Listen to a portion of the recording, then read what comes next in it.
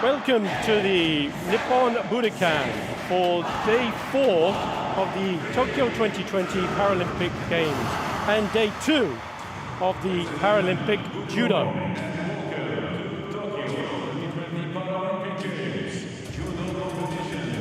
The Nippon Budokan is the spiritual home of martial arts in Japan and the perfect venue for Paralympic Judo.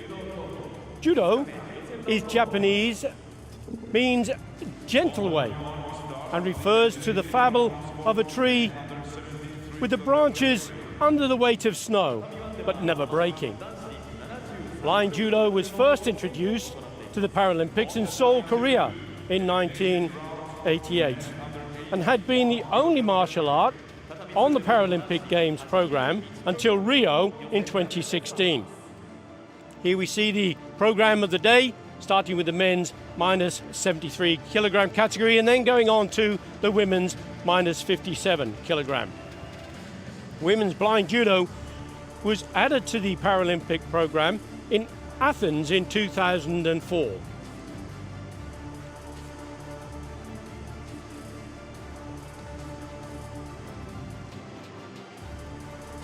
Nippon Budokan, the spiritual home of martial arts, and in the shadow of the Imperial Palace. Fitting place for this spectacular international event. Fujimoto Satoshi is Japan's most acclaimed visual impaired judoka. Fujimoto participated in 5 Paralympic Games and won 3 gold medals, 1 silver and 1 bronze in the minus 66 kilogram category and the minus 65 at the Atlanta Paralympic Games in 1996.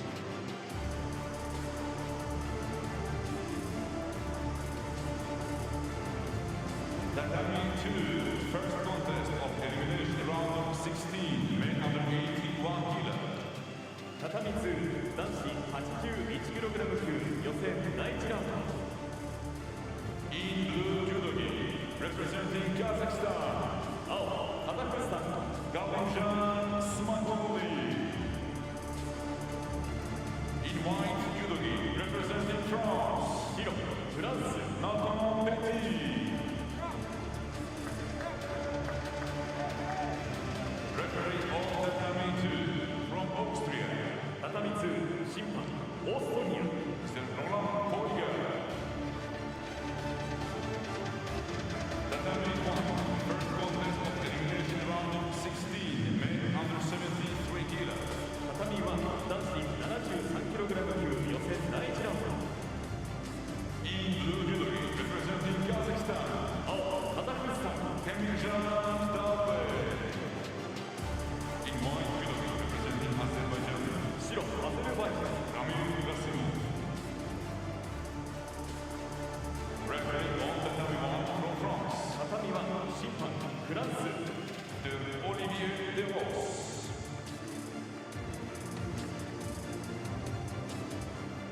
As the ring announcer is introducing the referee, and we await the athletes to make their way to the tatami. And that's the name of the mat that you see here for competition. That's the yellow squared area.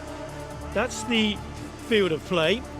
Should the judoka, as they're referred to in judo, step off the area, then the referee will call the word jogai, and that will enable them to either make their way closer onto the area or to be aware that they are getting close to leaving the tatami.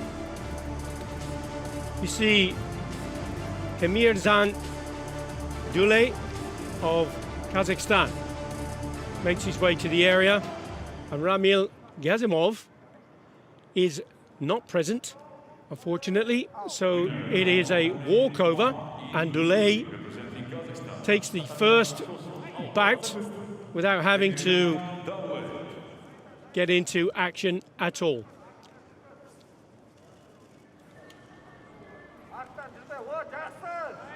Dule was 9th in the World Championships in 2018 and a bronze medalist in the Asian Paralympic Games in 2018.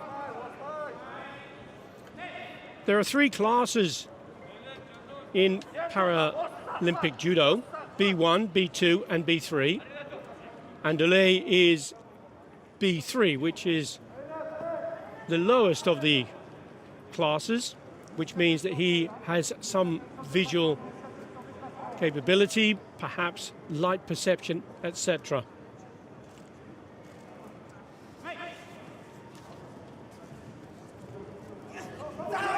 So we're moving on swiftly to the second bout. Next contest, Tatami 1. Men under 73 kilogram category. Elimination round of 16. We see here Georgi Kaldani making his way to the area, and he has opposition in Zibrilo Iaia of Portugal. You see here the colors of the suits that the athletes are wearing. The suits in Japanese are referred to as gi, blue or ao in Japanese, and white or shiro in Japanese.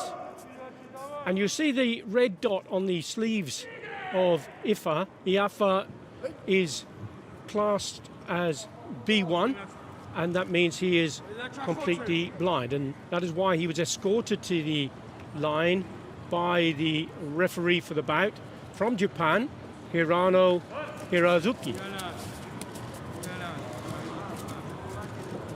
4-minute bout, and they get underway, and you'll hear in a moment, if they get close to that Jogai line, the referee referring to the phrase Jogai.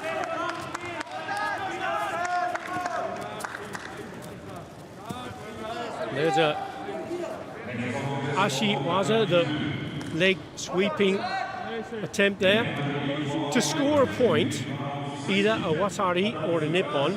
If it's a wasari, it's slightly less value than a nippon. And that would be if the athlete were to land on their upper body side. If they land flat on their back with some force, that would be for ippon.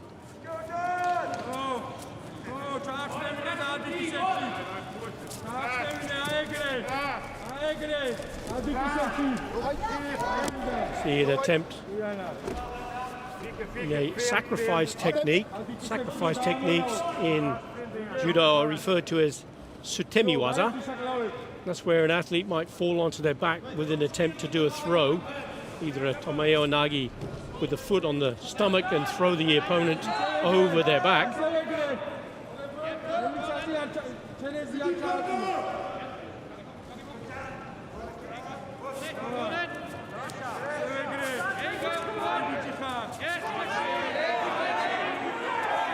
You see both jostling for position. They try to get the best grip that they can, the kumikata, as it's referred to.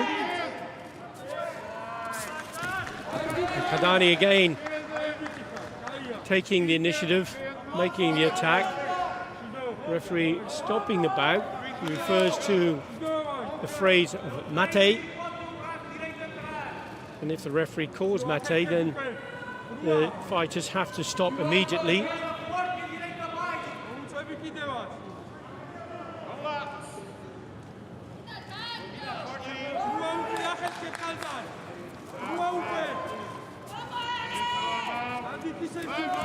And once more, Iaia attempts that throw over the back, drops down.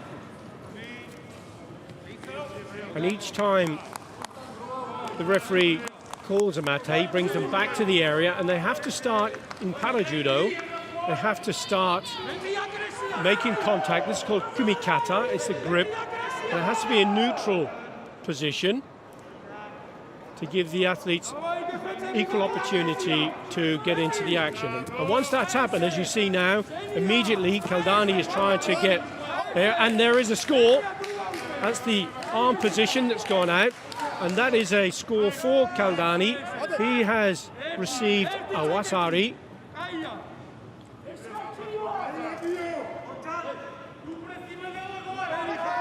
And that wasari was for a kauchigari leg attack, a sweeping movement that forced Iaia down onto the mat. Again, the referee just making sure that both have the same opportunity. Their feet position are parallel, as you see. They have to start in exactly the same position, a neutral position.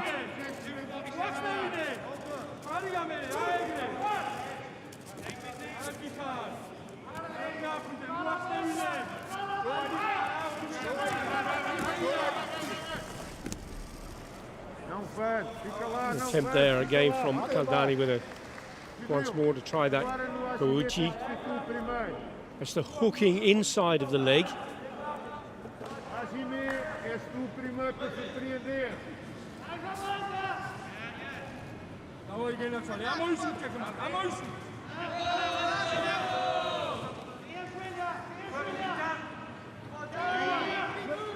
Well, that was another example of the power of Georgi and his very, very strong grip, which is typical of the Georgian fighters. Very powerful upper body. Once more he tries the sweeping technique. Once they're on the ground, on the mat, they can continue to compete. And this is Neiwaza. And if they're standing on their feet, it's referred to as Tachiwaza.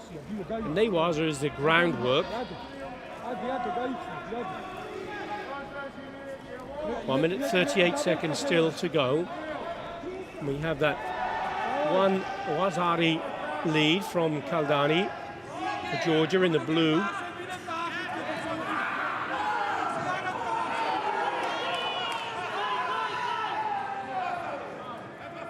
The referee just looking over towards the referee commission, who are seated alongside the tatami.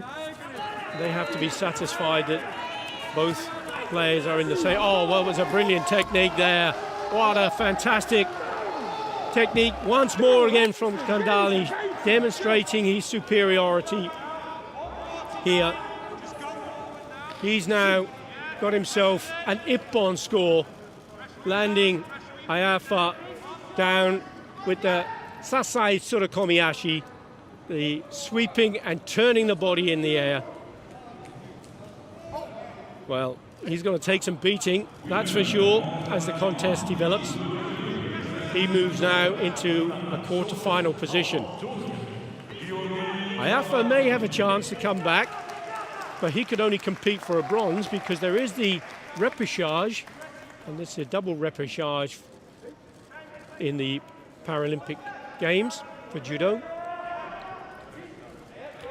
But Georgi Kaldani has got gold in his sights.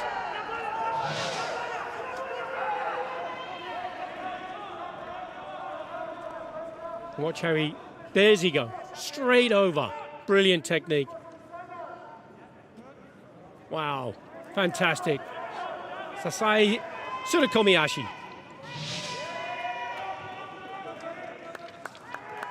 Next contest on the category 1. Men under 73 category, elimination round of 16. 畳は男子73キロ級予選。In blue judogi, representing Lithuania, Osvaldas Bareikis. In white judogi, representing Spain, Alvaro Gavilan Lorenzo. So Bareikis of Lithuania, wearing the blue colors. Ow. Gavilan, straight into that aggressive attack there. Bareikis. Gavilan from Spain. His brother has represented Spain in para-judo.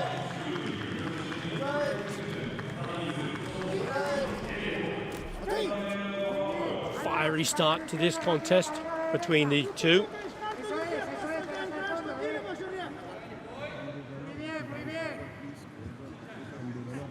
Philosophy of Bareikis is If you can do it, why not? Well, it looks as though he can do it, that's for sure.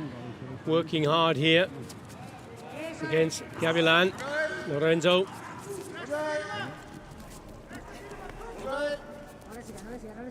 You hear the referee calling Nagai.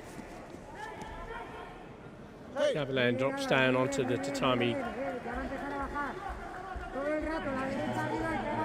They'll come back to the center once more. Referee pull them together, get them into kumikata, grip, and off they go. Then as soon as they start, they readjust the grip to try and dominate the arm.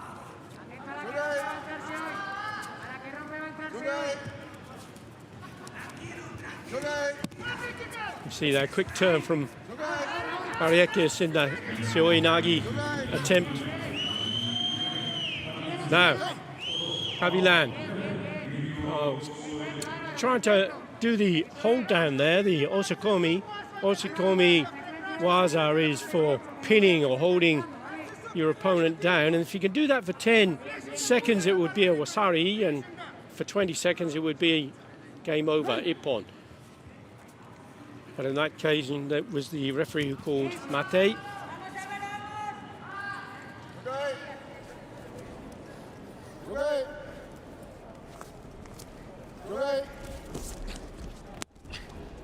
If the action starts within the yellow square, then it's allowed to continue for a while outside of the area, providing that the referee is satisfied that there's a potential for a score. Otherwise, he calls mate, as he did in this occasion, and brings them back to the center.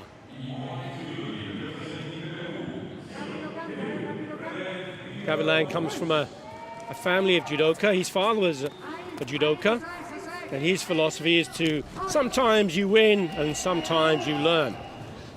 Is this going to be a winning streak for Gavilan? We'll have to wait and see. There's 2 minutes and 16 seconds still to go.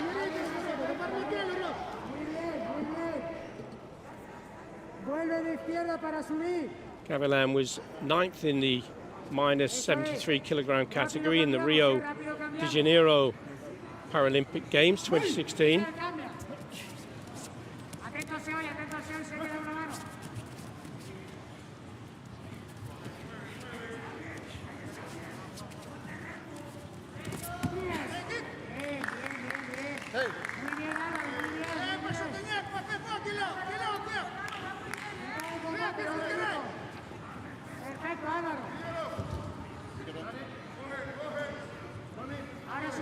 So both judoka competed in Rio in the Paralympic Games,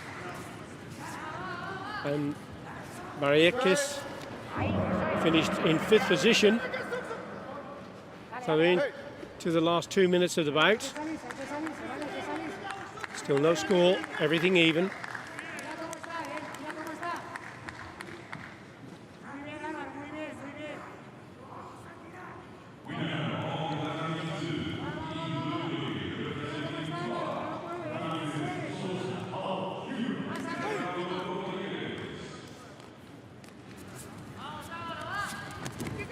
Once more, Bareikis attempts to Sioi, and this time he's successful. Managed to get himself onto the scoreboard with a wasari.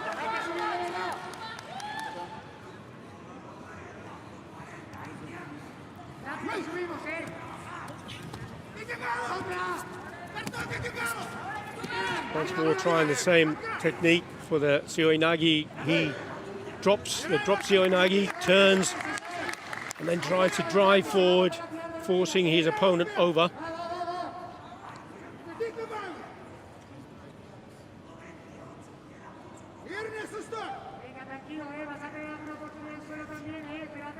Here in the background, the coach,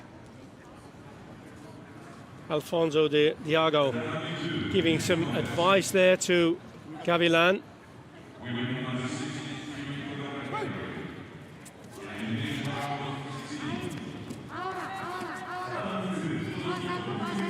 Still, now is the time to attack. but it is Bareikis who is on top. You see the way that Gavilan, when he gets on the tatami, on his stomach, he pulls in those arms really tightly, doesn't want to let the opposition, Bareikis, grab hold of one of those arms to perhaps put on an arm lock, a kensetsu waza, as it's referred to.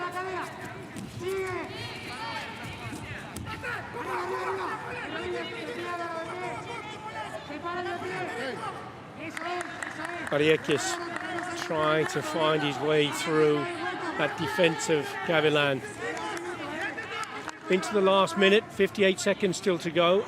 It is still Bareikis of Lithuania who leads 1-0 to 0. Once more he goes for the drop sioi. Didn't come off for him though. 51 seconds, still plenty of time for Gavilan to level the score, or even perhaps to get himself ippon. Judo, things can change in the blink of an eye.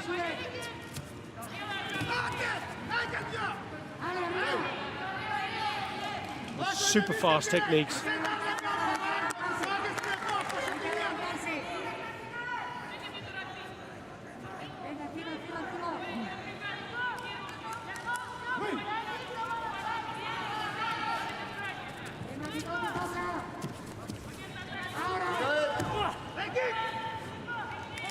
See once more, coach telling him, now's the time to attack, Iaia, now.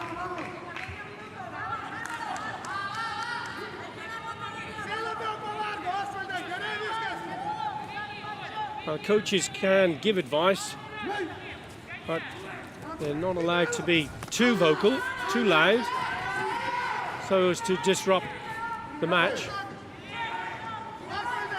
Into the last 28 seconds we go. This first bout is always so important because you lose the first bout, no chance of a gold or a silver. Best you could hope for is a bronze in the repechage. So in the next 22 seconds, it will either be successful or Bareikis with that Vasari, unless Gavilan can do something about it.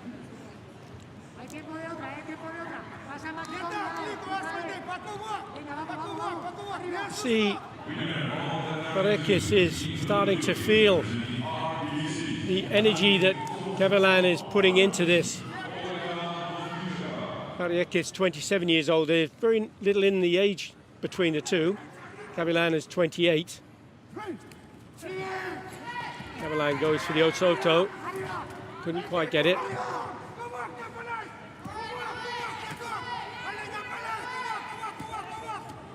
Now, cleverly, Bareikis is holding his man down, taking a few seconds off the clock as he does. Job done. Gavilan just contemplating what might be coming next for him.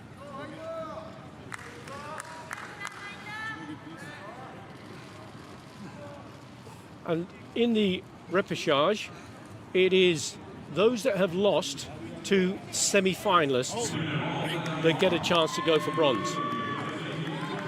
The losing semi-finalist gets an automatic access to the bronze medal bout, but the winner of the repechage has to come through. So that will all be decided a little later. But Olvardes Bareikis of Lithuania has made his way into the next round with that 1-0 win over Alvaro Gavilan of Spain.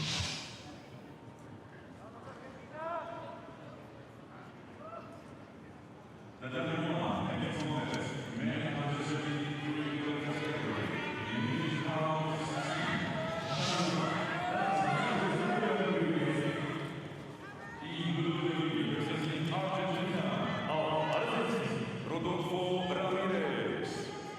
In white judo gi representing Japan, Shiro, Nihon, Nagai. So we have an athlete from the home nation here, Nagai Takamasa of Japan, and he's up against Rodolfo Ramirez of Argentina. Referee for the bout, Artur Fando of Belarus.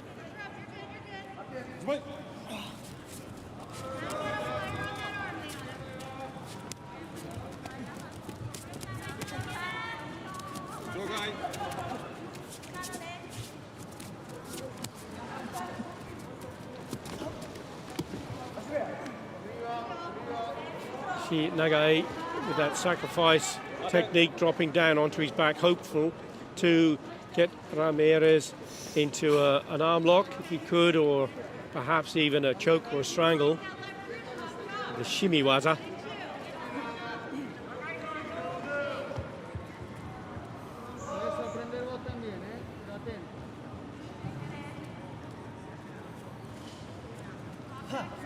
The referee brings them back to the center, make sure that they're both in an equal position. Have to have one arm on the lapel, the other on the upper arm between the elbow and the shoulder.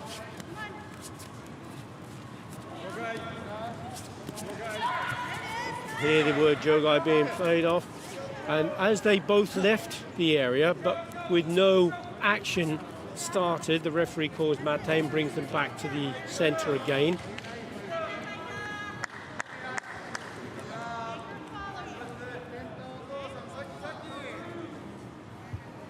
Nagai, slightly taller of the two, just looking toward the referee, can't get himself in a satisfactory position.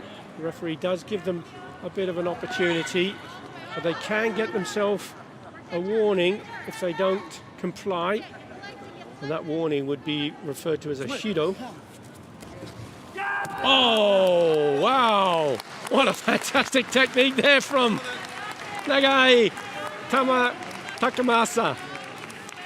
Came straight off the kumikata there, straight into the technique, and an ippon.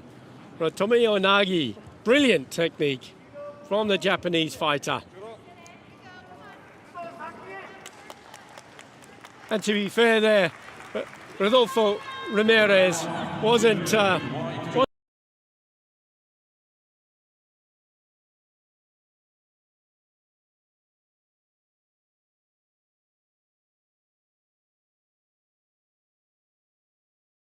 opening to this fighter from Japan. And that's classic of the Japanese way. The style is so swift, the excellent technicians. And you see he was trying to get that, there we go, over the top. The foot onto the stomach, pulls him down, but that breaking the balance, that kazushi, breaking his balance, and then straight over the top. Perfect example of Tomeo Nagi.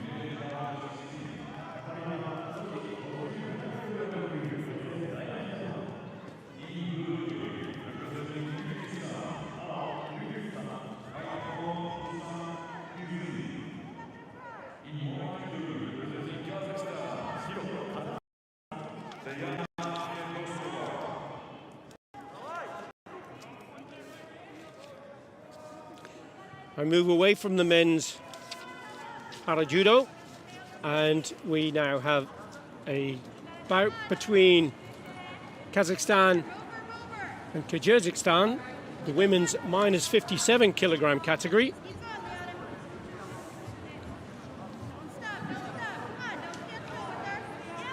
Much difference, as you can see, in the height between the two.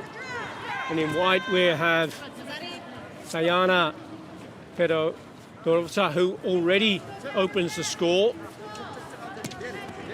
She only started judo in 2019, and already she's finding herself one watari up.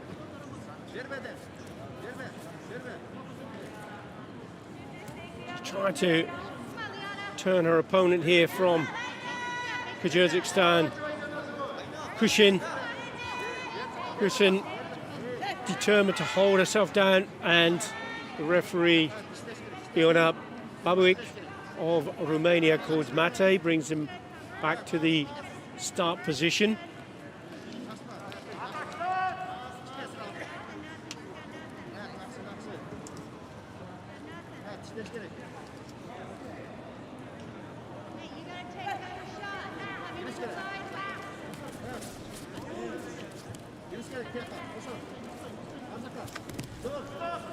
Once more the aggression of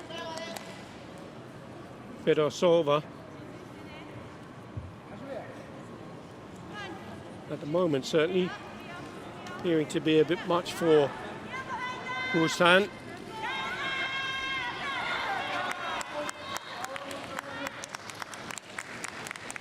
And there's a convincing win. For a second technique, this time to get it from for the Ukiotoshi. Somewhat of a powerhouse, Fedossova.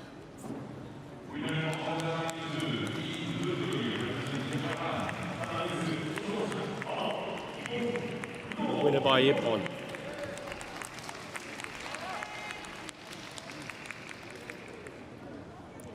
Fast and furious, the way the bouts are moving. Here's how she did it. Over she goes.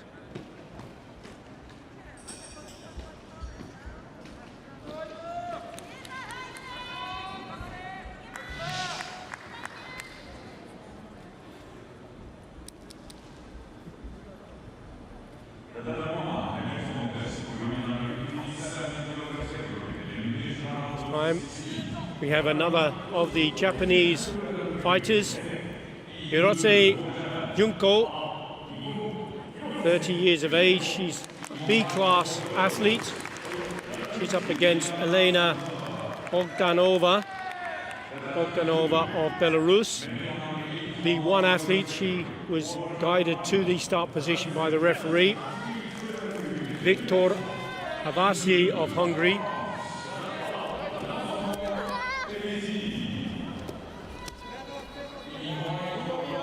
Hirose on top, Mate called, get started.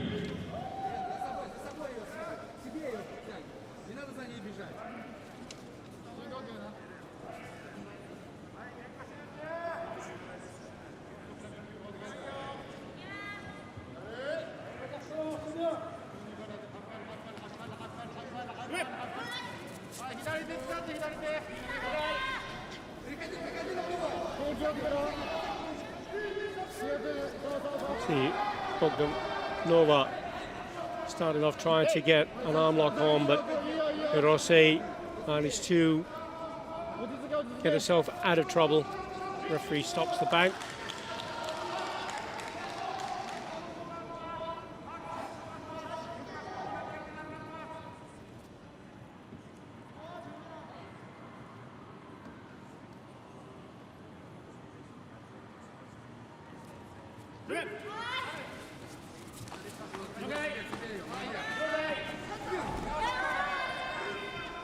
You hear the Jogai being called.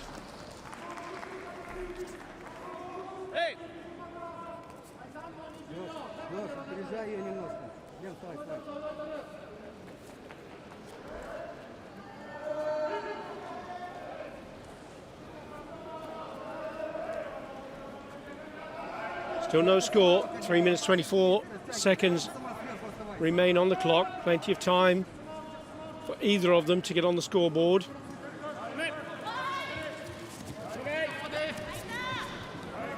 Once again, Bogdanova attempting to go for the throw, but couldn't pull that off.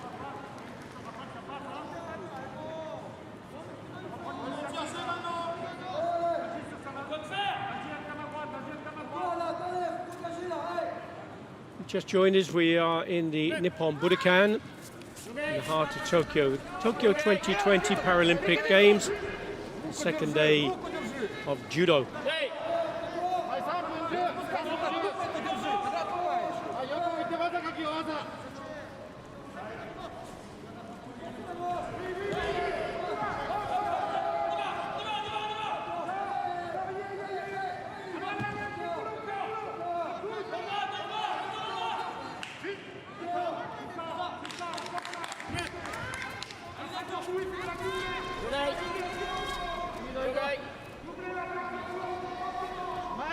Very tight now. Bogdanova is clamped onto the arm of Hirose. It's Hirose who comes out on top. She changes it from that arm into the shimiwaza, gets a tap out there from Bogdanova, and it's Hirose who wins the bout with an ippon. That's how quickly things can change from being on the defensive to become the attacker. Great performance there from Hirose Junka of Japan. She goes through to the quarterfinal in the women's minus 57 kilogram category.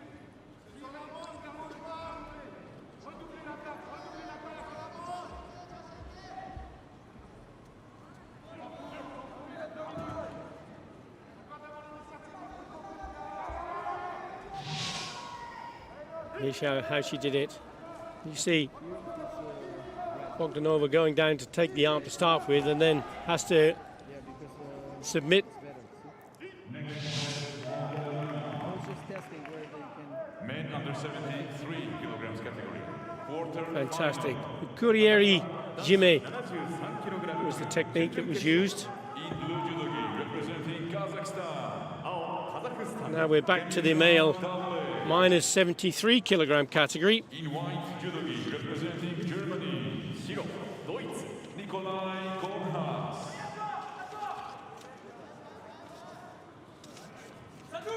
We have Nikolai Kohlhaas of Germany up against Temirezan Dalit.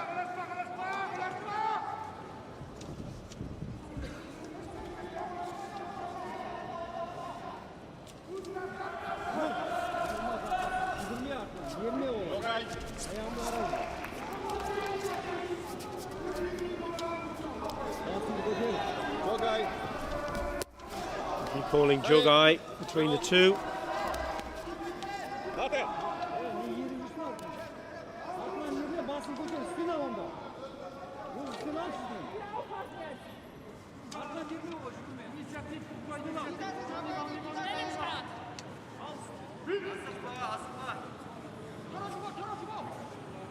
So this is the second bout for Temirezan Dulay from Kazakhstan. And he's succumbed now to a Wasari score from Nikolai Kohlhaas for that Wasari, the Tomiyanagi.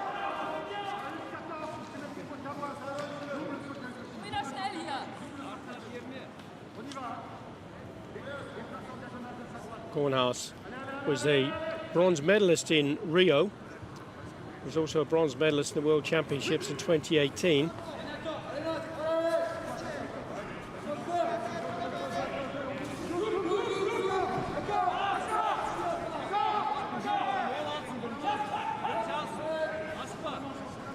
European champion in 2019.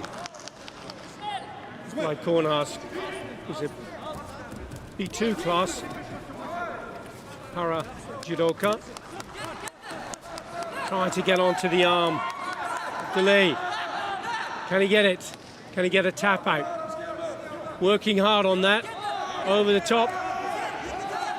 He can apply this Kansetsu waza on the arm. Dulay desperately trying to stop him from being successful, and there it is. He's got the lock on. Can he get the submission? And he does. That's the ippon. Brilliant from Nikolai Kohlhaas. He worked so hard to pull that arm out of Temirezan Dulay, who in the end had no choice but to submit to that. The Ude Hishigi Juje Gatami was the technique used.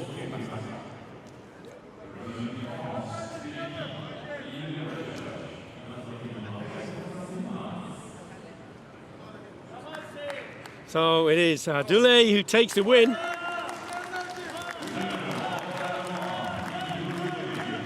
And Nicholas Kohlhaas on this occasion wasn't able to do that. So Temirezan Dulay is the winner with an ippon. He was trailing by that Wasari then managed to get the arm out, locked it on.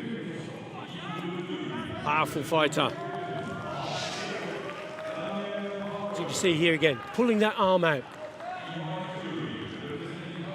There he is, working so hard. Kornhaas couldn't hold it in and then had to submit under the pressure.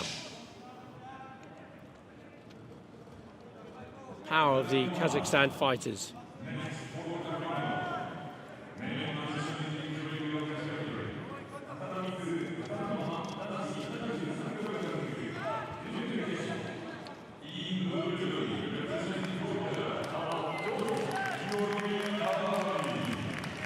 And here we have now fighters coming out once more. Ukraine against Georgia.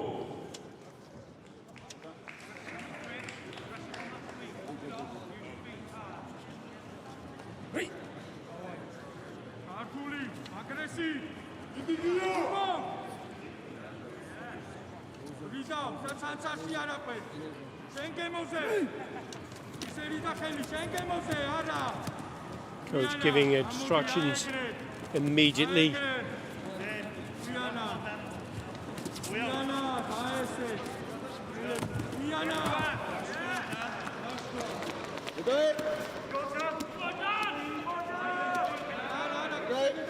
Mate being called, bring them back into the center.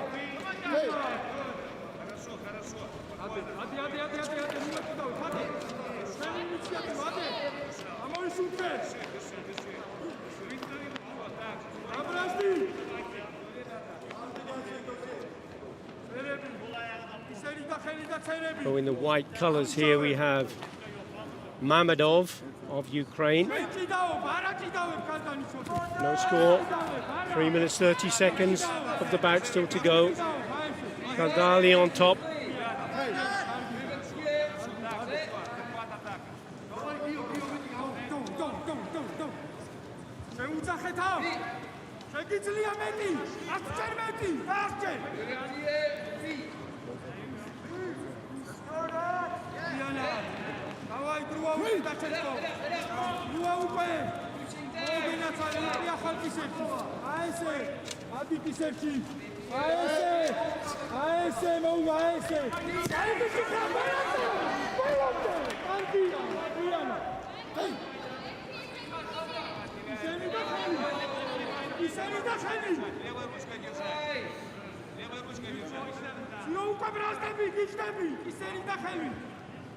So Mamedov, bronze medalist in 2019 in the European Championships.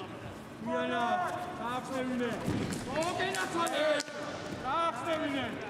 that occasion, Kaldani was finished in 5th place. Oh, is it? Trying desperately there for the hooking leg throw. He has the Wasari.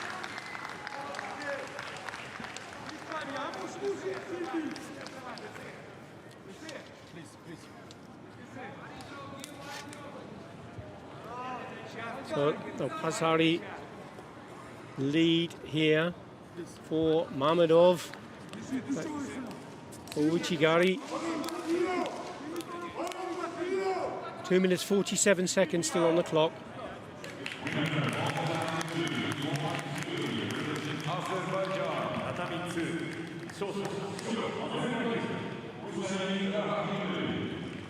Now the referees at the side, you can see here, have overturned that decision, so that Wasari's been taken away. See that signal from the referee, so all square once more. 2 minutes 47 seconds still on the clock. And the referee commission are sitting alongside the tatami. They have the power to overturn the decision of the referee if they deem that to be correct. Referee calls mate, stops the bout.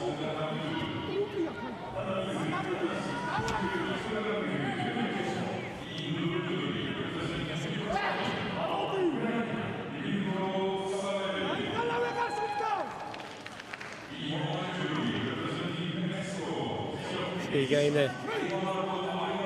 And being a bit too high there. Mammadov trying to go on the shoulder, but once they get started, he can change his hand position wherever it is, but they have to hold with two hands. If they have just one hand on the gi, then the referee will immediately call mate. It could be penalized with a shido.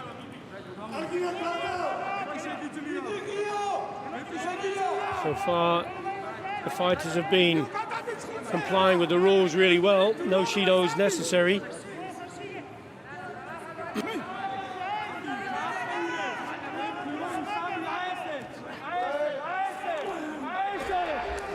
See Kaldani trying the ashiwas, the foot sweeping technique. There's that hook again. Osoto Ouchi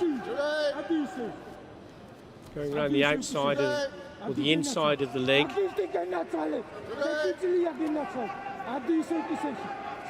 The upper body strength of Georgi Kaldani, able to maintain his balance.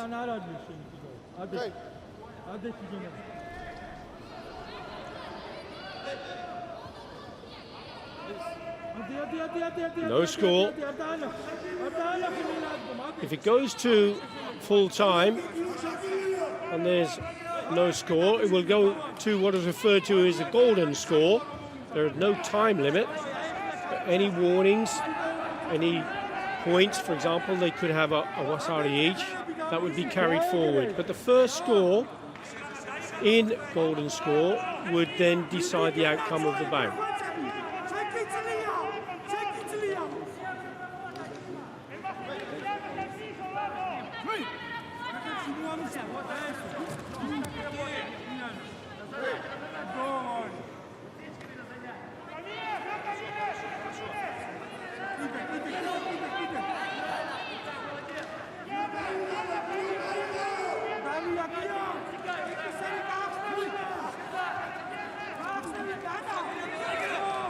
Again, Nagai trying the attack. There's the Sioi. Oh, wow. Brilliant. Gets the ippon. Fantastic technique from Georgi Kaldani.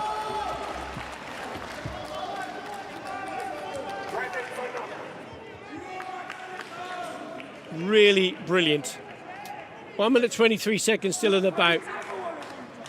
Too much from the Mammadov, but there he dropped with that Kataguruma, took him over the top.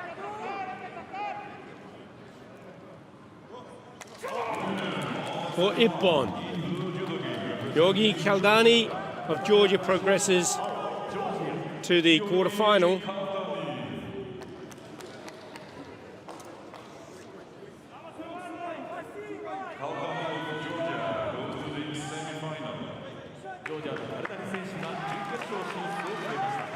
Oh, Kaldani now finds himself in the semi-final.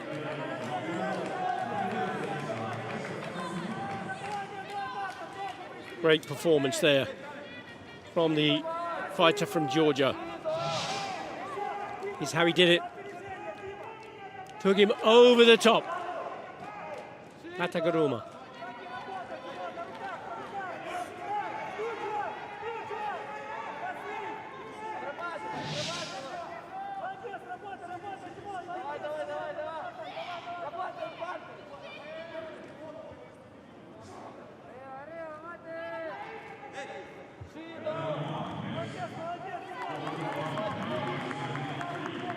Moving on to the next bout. This is the second time we've seen Bareikis of Lithuania. Bareikis looking really sharp in his first bout. And he's up against Feroz Saidov of Uzbekistan.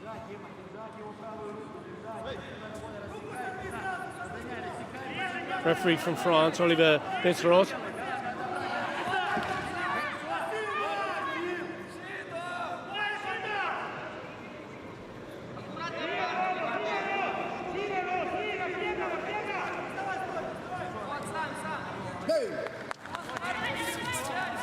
fast and furious as we get into the opening there. And immediately, there's a fantastic score there from the fighter from Uzbekistan, Feroz Saidov. Just 6 seconds of the match, and he scores with the Nippon. Brilliant Seoi-nage from Feroz Saidov. It's almost like blink and you missed it. You're so fast. And Bareikis was looking really good in these opening bout.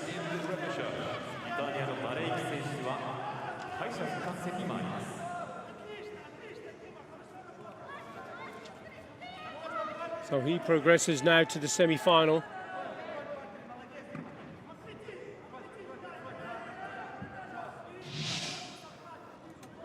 Just watch how he did this, look. Straight down, and the way he drove forward with those powerful legs to ensure that he got that force in the technique. On to our next quarterfinal bout. Still in the male, minus 73 kilogram. This is between Vasily Kutiev of RPC, and he's up against Nagai Takamasa. Nagai Takamasa, again, looked brilliant in the opening.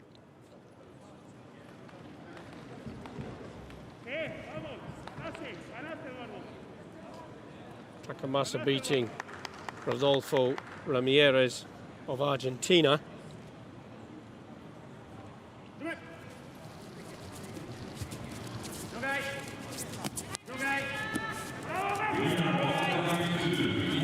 And this encounter, both of them fiercely attacking.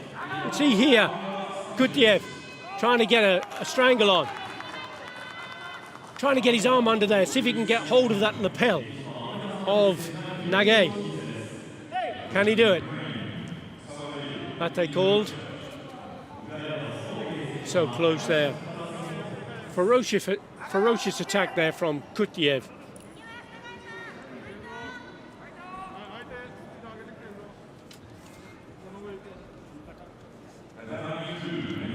Vasily Kutiev was European champion in 2017. He's fifth in the World Championships.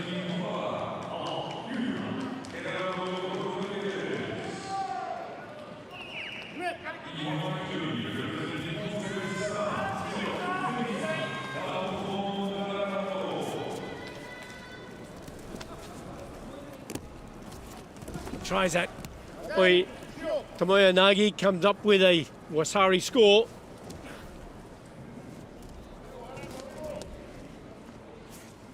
And again, straight down on the top, trying to get his arm under the neck of Nagai, who manages to defend himself. But Kutiev taking that lead. Got that Tomoya Nagi that made Nagai land on his side. Nagai managed not to have to go onto his back. That would have been a Nippon and he'd have lost the bout.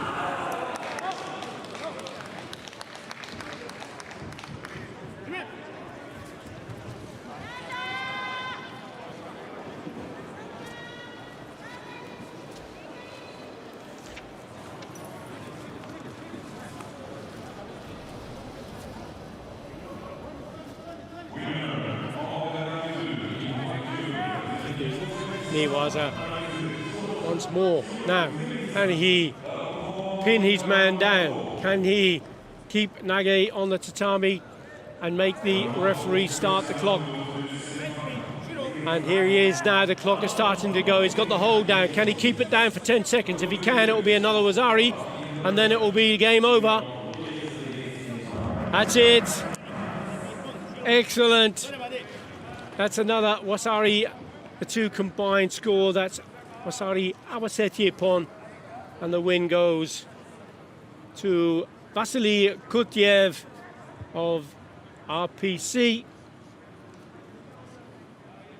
It's the Russian Paralympic Committee.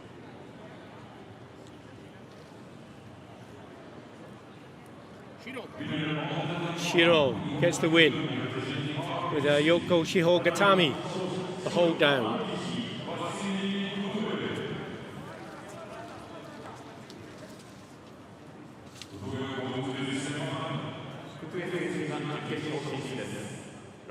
So some great judo being witnessed here in the Nippon Budokan. Start to get near the business end of the competition. There it is.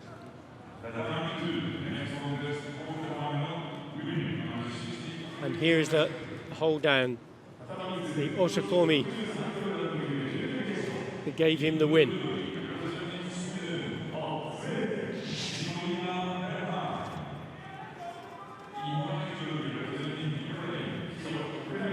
Now we move away from the men's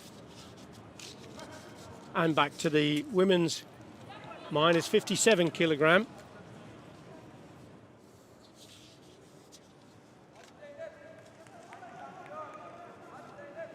And this is about between Turkey's Zeynep Çelik. Zeynep Çelik was named the Visually Impaired Athlete of the Year in 2020 in the Giants of Sport.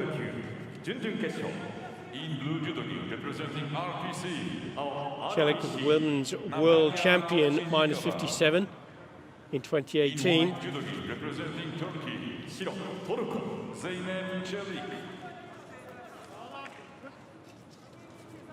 Natalia Avchenevkova of RPC. She's wearing the blue colours.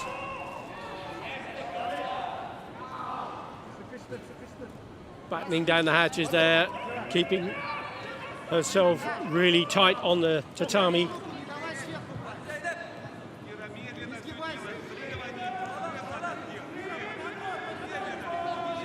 Ovchinnikova was competitor in the World Championships in 2014 and again in 2018. She hasn't been among the medals though.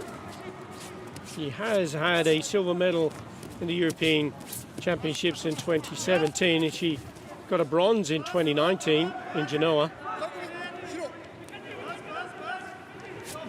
But it is Çelik who's on top, and she's got that Osakomi, that pin down. She's got now a Wasari score, at least if she can hold it for a further 10 seconds. It'll be the Ippon. Doesn't look as though Ovchinnikova is able to do anything about it. Great performance there from Zeynep Çelik of Turkey, getting the Ippon just under 1 minute of the bout.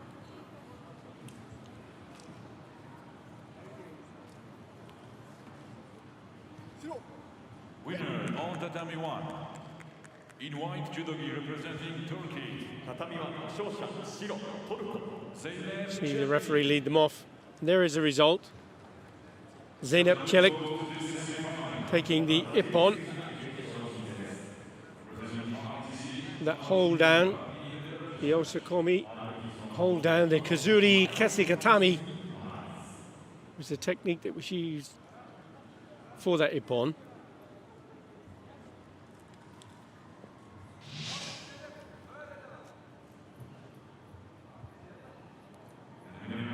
Goes for the Uchimata, but then follows on for the Niwaza, the groundwork.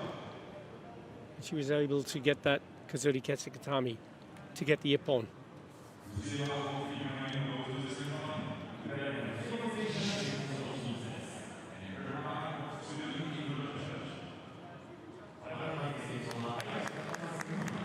Sticking with the women's minus 57 kilogram, this time out between Kazakhstan and Azerbaijan.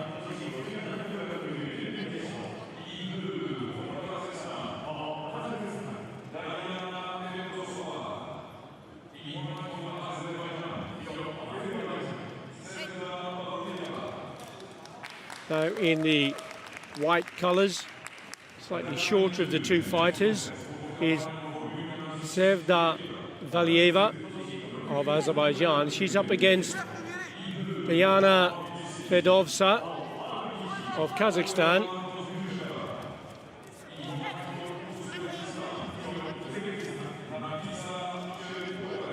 Remember, Fedossova with that spectacular win in the opening match. She's only been practicing judo since 2019.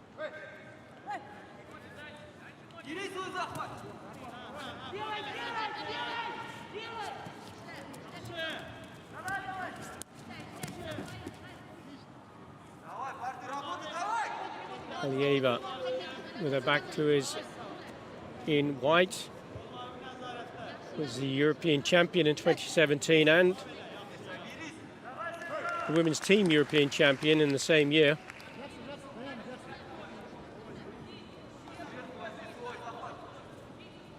That was in the minus 52 kilogram category. She was European champion at minus 57 in 2019 in Genoa.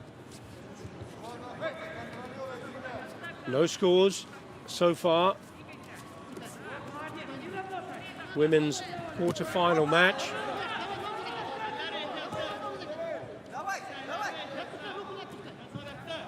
Now, can she get hold of that arm? Trying desperately to do so. Fedossova, but the referee, Iona Babiuc of Romania, calls that mate. Just a mention of the referees, they've all been selected on the International Judo Federation to represent the sport, and that's a great honor and a testament to the hard work of the officials to get themselves here in the Tokyo 2020 Paralympic Games.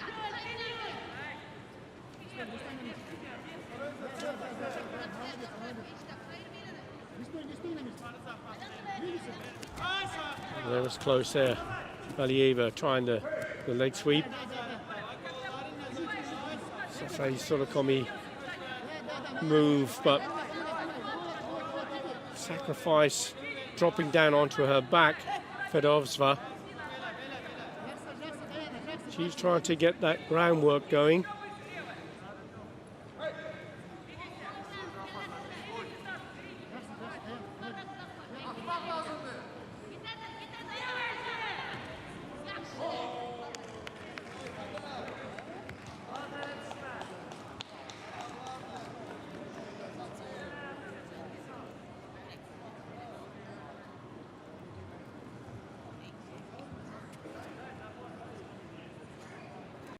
Kumikata, really important. Get that neutral stance. Again, Iaia attacks the leg. Ooh, that was very close there from Fedossova. She dropped down, almost came off for her.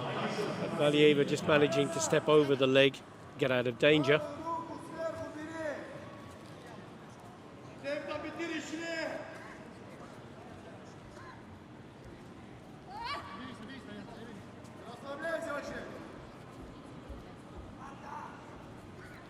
Father, who's a judo coach, Iaia, always believed that she would be good at judo. Well, she certainly has become good enough to represent her country and to become the European champion on 2 occasions with the team and individual. There, now she finds herself in the lead, and she has that wasari.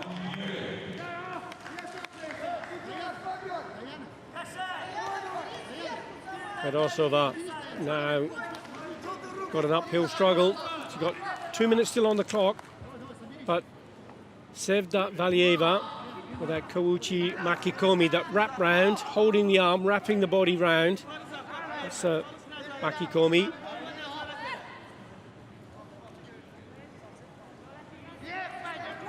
So just that wasari difference between the two.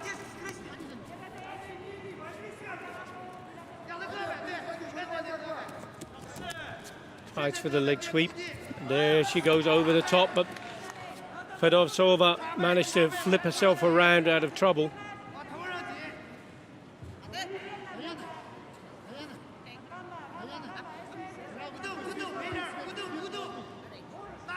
Fedossova looking across to the coach to see if she can get some advice there. Zanarbek, Sasinbayev, the coach of Kazakhstan.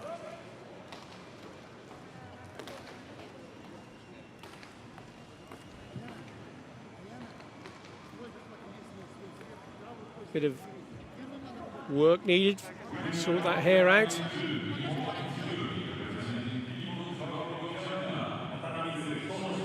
Fedossova using this opportunity just to have a think about her strategy. She's got 1 minute 36 seconds. Still time to do something about it. She trails with that one Wasari.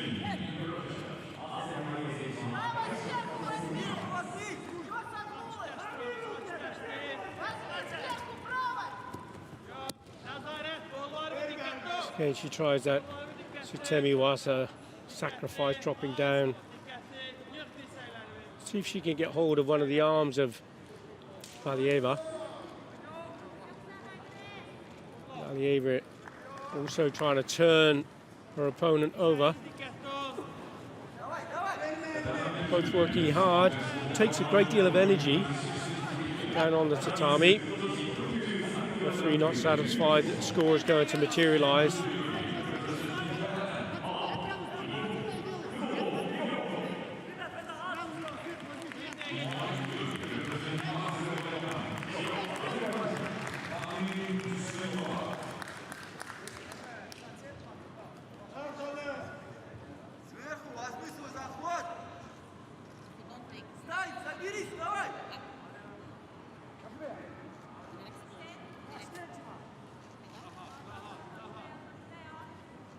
The fighters have to look up and be upright before they get Hajime.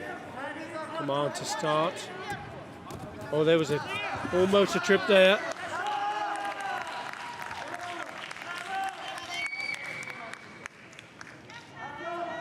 And it was good enough.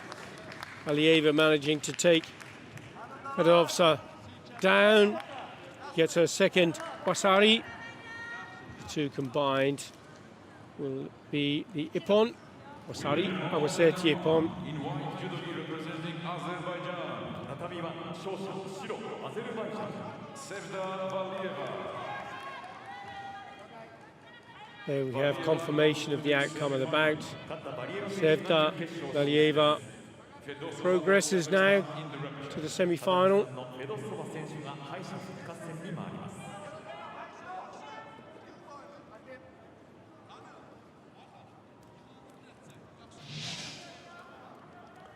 Here we see, there we go. Hooked her leg down, turned her onto her side with that Sumit Otoshi. Managing to get that second Wasari.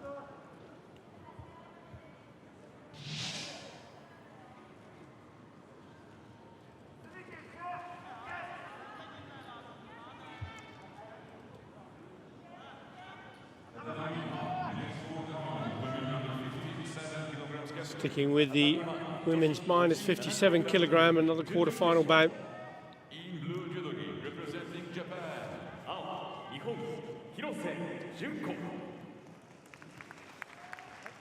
In white judogi representing Uzbekistan. Parvina Samandarova.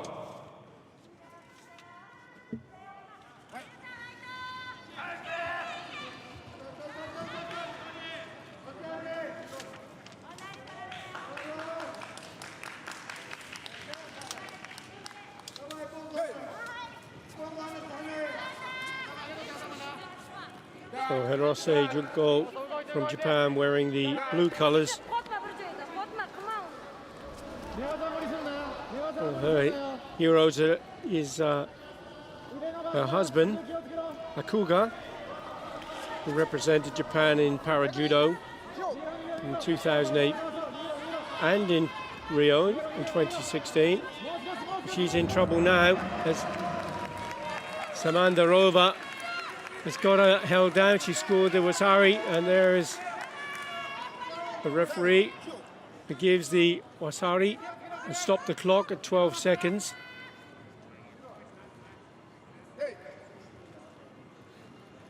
So there is a Wasari school from Pavina Samandarova.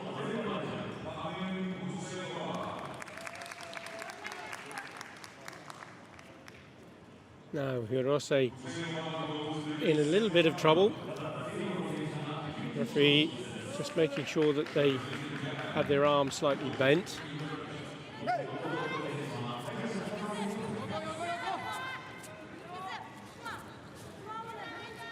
So we have that Wasari score there from the hold down, the Yoko Shihogatami from Samandarova. Over she goes this time. Hirose taking the initiative. Didn't quite manage to get that score though.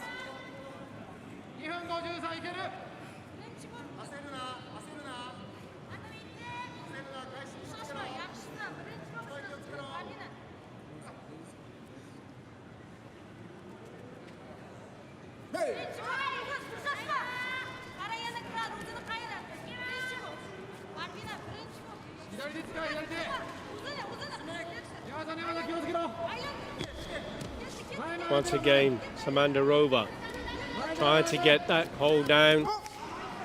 And there's the ippon. She gets the tap out. Power from Pavina Samandarova is too much for Hirose Junko.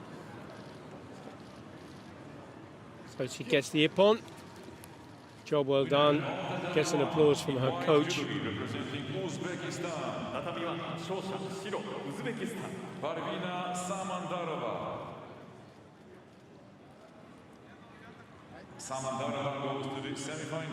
Samandarova, as you hear from the ring announcer, goes through to the semi-final.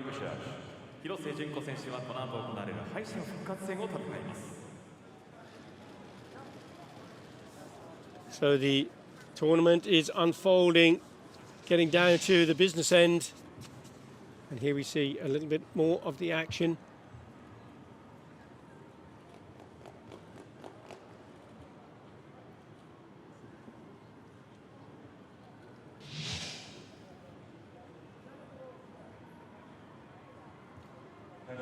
And there is a quarterfinal result there.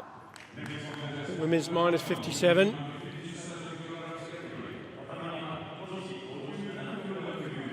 This is Brazil versus Argentina.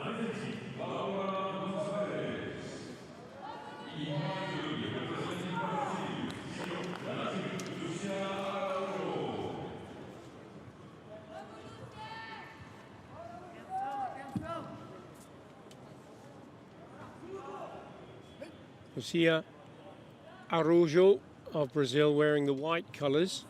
She's up against Laura Gonzalez of Argentina in blue.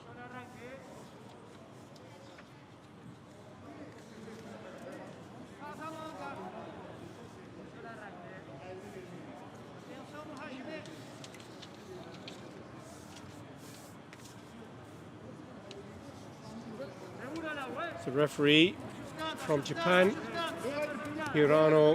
Hiroyuki, gets them underway. Araujo was the silver medalist in Rio at the Paralympic Games. She's also a silver medalist in London.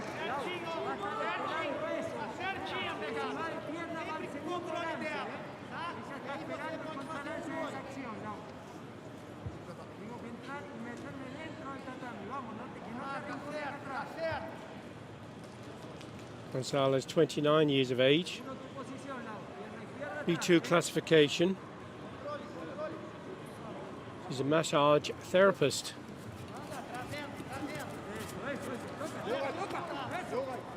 She believes that the mind is like a parachute. It only works when it's open. So she has an open mind to this, but it is Araujo who's trying to pin her down. Can she get the ippon? She can indeed. Wow. The power of Lucia Araujo. Too much for Laura Gonzalez. Araujo takes the ippon.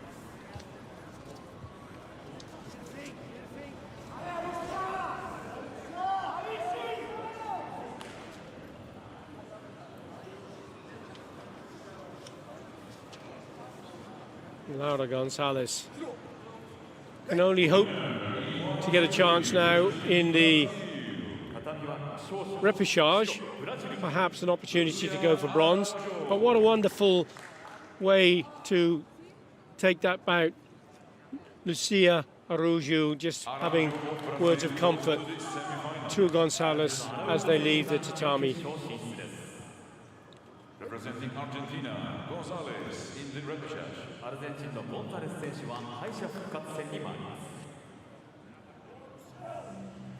Ladies and gentlemen, now we have a short break for tatami disinfection. So there'll be a short break for the tatami to be cleaned and made safe for the rest of the competition. So please stay with us and make sure that you don't miss any of this fantastic action from the Nippon Budokan in Para Judo.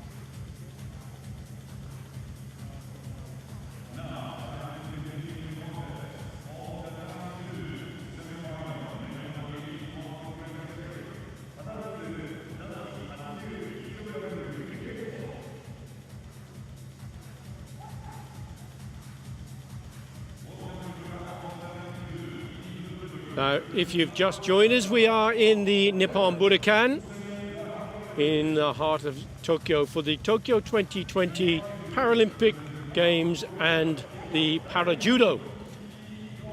We are now in the repechage, and this is Nikolai Kornhas, who's making his way to the tatami, the mat for the competition, this yellow square. Artur Fando from Belarus, the referee.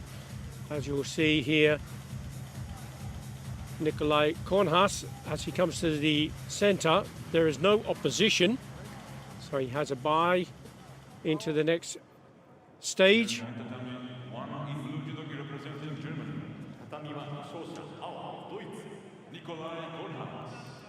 Nikolai Kornhas was a bronze medalist in Rio in 2016. He was also a bronze medalist in the 2018 World Championships and a European champion in 2019. So in the repechage, the 4 semi-finalists will compete. The loser of the semi-final will compete for a bronze medal. The winner of the repechage will also get a chance to compete for a bronze medal. So here we have the bout, which is going to be between Iaia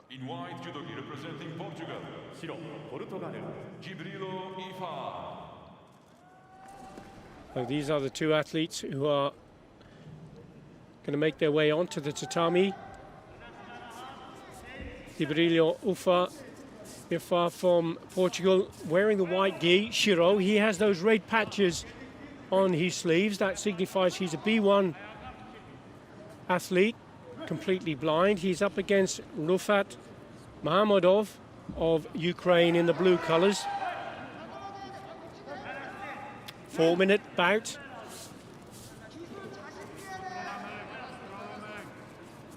And both jostling for position, both trying to command the grip. The kumikata. Try and get in a position to be able to score.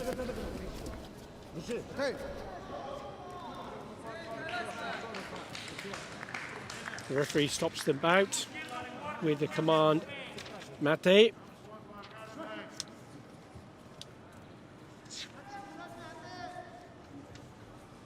So Mahamadov, bronze medalist in the European Championships in 2019. He has received a Master of Sport for Ukraine. As Iaia drops down to the tatami. 29 years of age. Gavilan Iaia. Referee for the bout, Nedim Bayat of Turkey.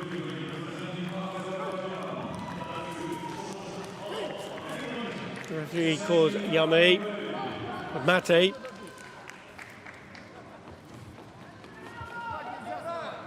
Gets them back into kumikata. Hold on.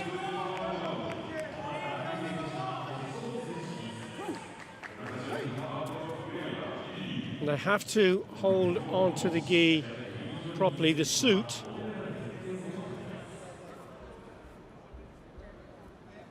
And now he's penalising Mahamadov for not taking the grip properly. That's a shido, and you see alongside on the graphic there a yellow rectangle. That's the first of the shido.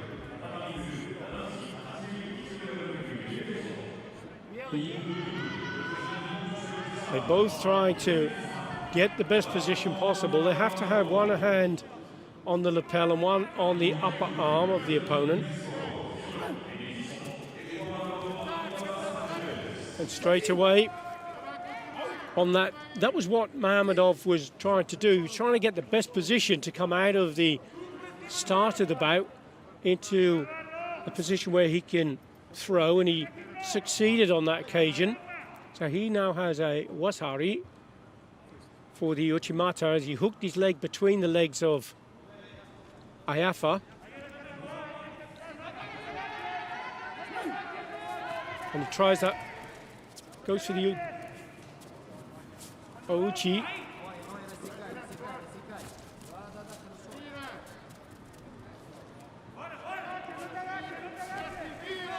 As this time, Iaia drops down to the tatami and trying to get the hold down. Now, can he do this? Mammadov, he's having the clock count. You see the seconds ticking away. 7, 8. If he gets down for 10 seconds, that's another wasari. That's an ippon.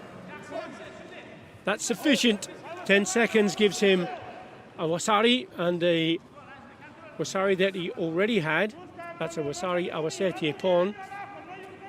That's the combination. So with that second one, with the hold down, the Kazuri Kesikatami. Convincing win there for Mammadov.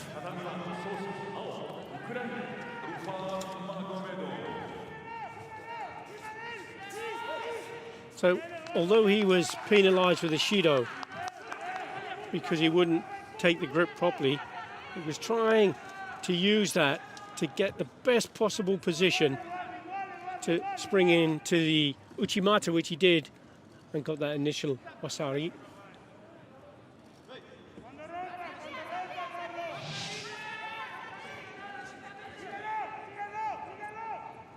And there, Kazuri Kesikatami, where he held him down, look, clamped on like a vice. Iaia was going nowhere with that.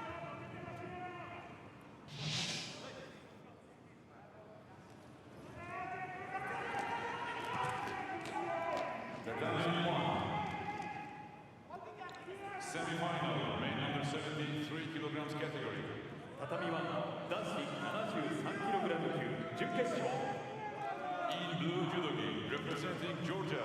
青、ジョージア、Georgi Kaldani. In white judogi, representing Kazakhstan. 白、カザフスタン、Temirjan Davle. You see, Iona Babuk, the referee from Romania, brings both the athletes onto the tatami, wearing the blue colours from Georgia.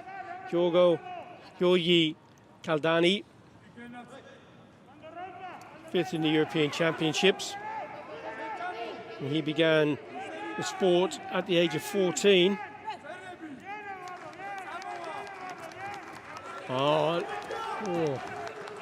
Let's go for Utsuri there. Colette managed to avoid that. Colette, the Asian Games bronze medalist in 2018.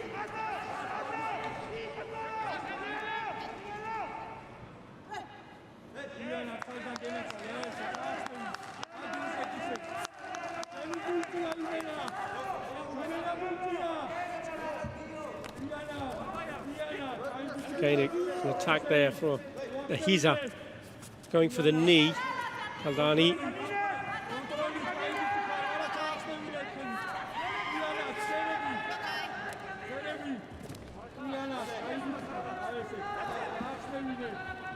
Very strong style, the Georgian fighters. As of course does Kazakhstan, so power of the upper body in particular from both these nations.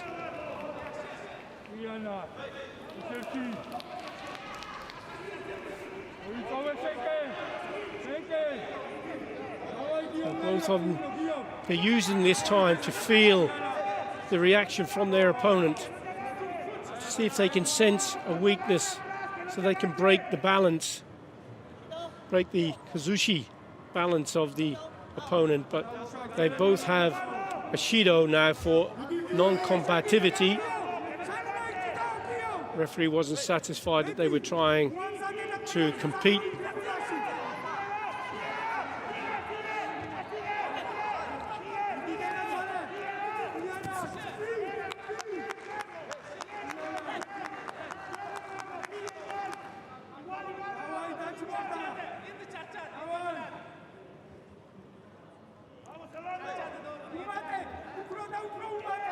Kumikata, neutral start. Both have to be standing upright, arms slightly bent, heads up. They get into it. And Dule takes him down. There's the Wazari, and he's trying to hold on to that arm, see if he can keep it down and get the referee to make the clock, but no, it's going to be a mate, but there's the Wasari for Temenesan Dule, and you see had the arm wrapped around that Soto Makikomi. That was why he received that Wasari. Can hold on with one arm only if there's an immediate attack. He's going to go for it again. Now, can he get the arm lock on? That's the thing. Kaldani could be in trouble here. Dule fiercely trying to attack that arm from Kaldani, and he gets the ippon.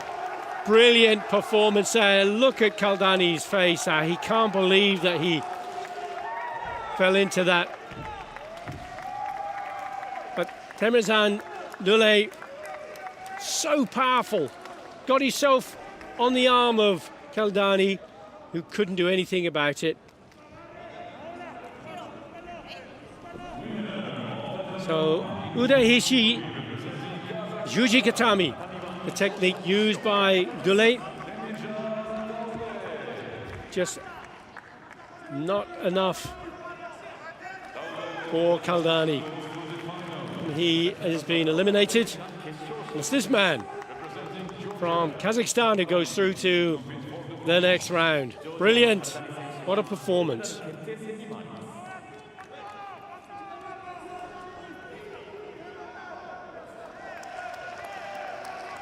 Tatami 1, next semifinal, men under 73 kilos. Tatami 1, 男子73キログラム級準決勝。In blue judogi, representing RPC. Oh, RPC. Vasily Kutuev. In white judogi, representing Uzbekistan. Oh, fantastic. What a brilliant performance from Dule.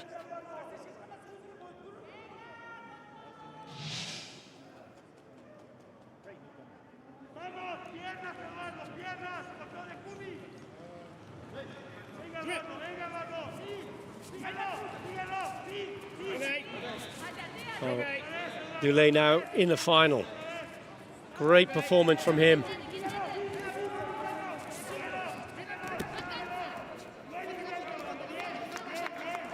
The other semi-final, Saidov and Kutyev. The winner goes through to the final. The loser fights for bronze. Kaldani get a chance to go for bronze, whoever comes through in the repechage.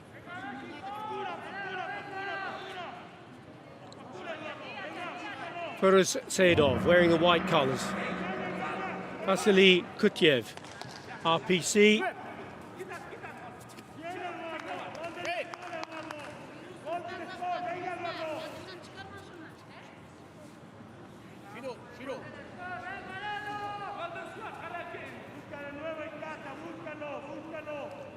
See the Shido against Saidov. Drops it down, tries to that sacrifice technique. Can he get a grip on? And it is Kutyev who's got him held down. Clock is still ticking. 6 seconds. If he can hold it down for 10, it'll be Awasari.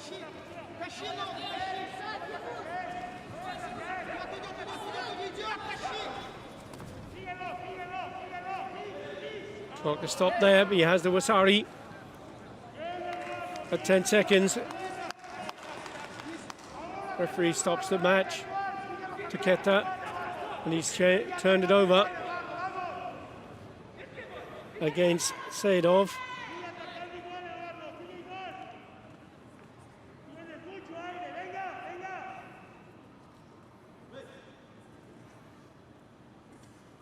So Saidov has the Shido against him, and the Wasari's been taken away from Kutyev, and that can happen by the referee commission We're seated alongside the area.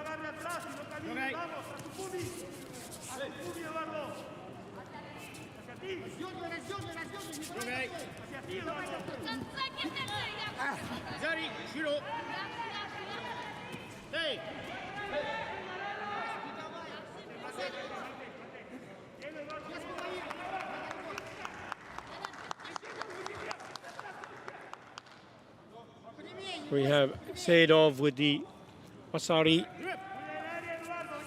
lead. 2 minutes 23 seconds. There's an attack there from Kutyev. Now, can he get the arm on? There's a Wasari. Waseti upon Saidov. It's too late there. Kutyev tried to get the arm on, but he'd already succumbed to another score.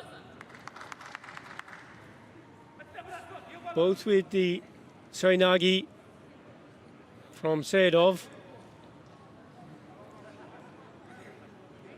There's just a few moments wait. The referee's waiting to see if there's any change, and there isn't. Referee commission satisfied with the outcome. Ippon win for that. Two Wasaris from Saidov. He goes through to the final, and Vasily Kutyev has a chance to go for bronze against the winner of the repechage.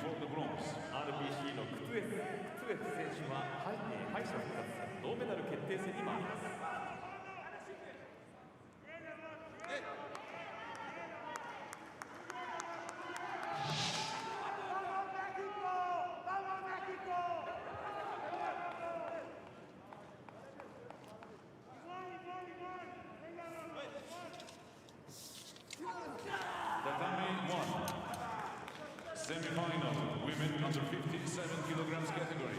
Tatami 1, 女子57 kilogram 級準決勝.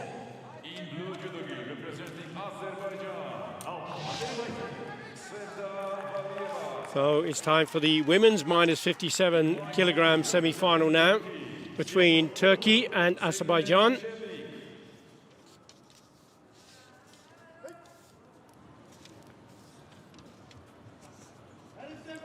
So Zeynep Çelik in the white gi for Turkey. Sevda Valieva of Azerbaijan in blue.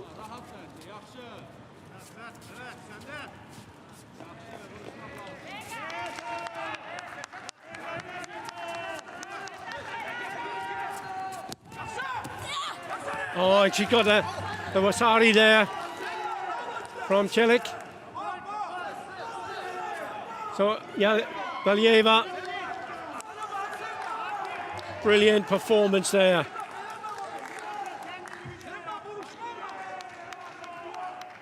So Valieva with the Wasari for the Kouchigari.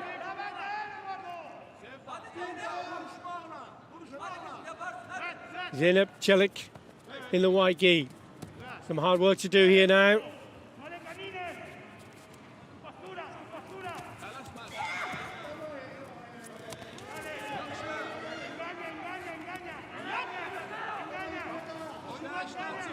Can she hold her down? She needs to turn her over. She needs to be on her back.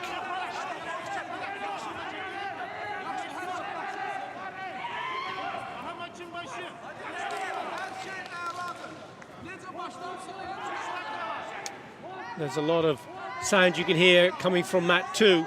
That's the men's semi-finals between Mexico and Uzbekistan.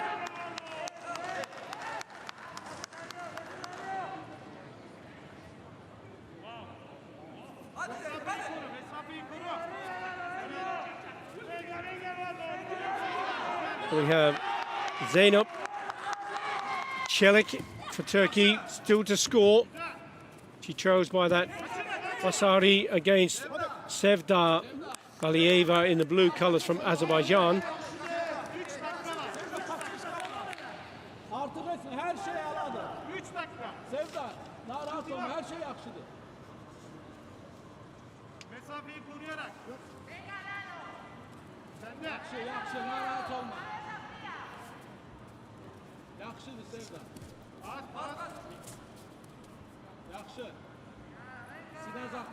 Two minutes, 42 seconds, still plenty of time for Celik to get back into this. Goes for the Uchimata. Can't get it off. Now, can Alieva get the arm lock on? No, she can't. The referee calls Mate.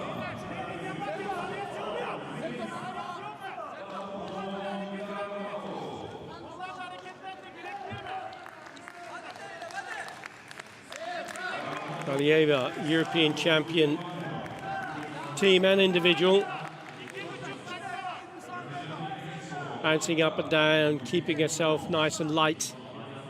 Getting rid of that lactic acid.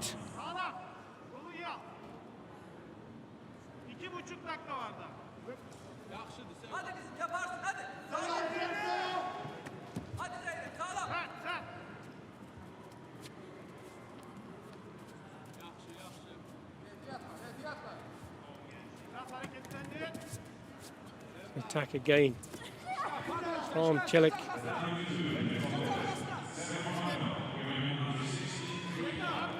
Alieva couldn't get hold of the belt to turn her over. So referee's calling Mate.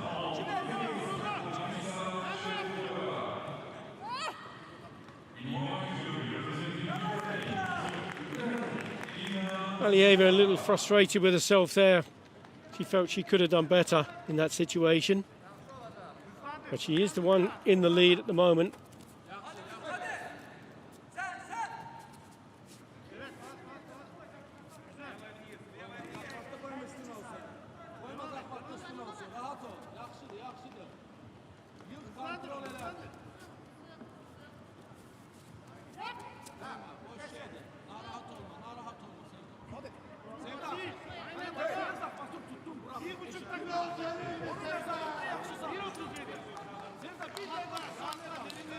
Alieva just having a bit of a breathe, and so indeed is Celik. The referee not satisfied with the work of Alieva. Gives her a Shido for non-combativity.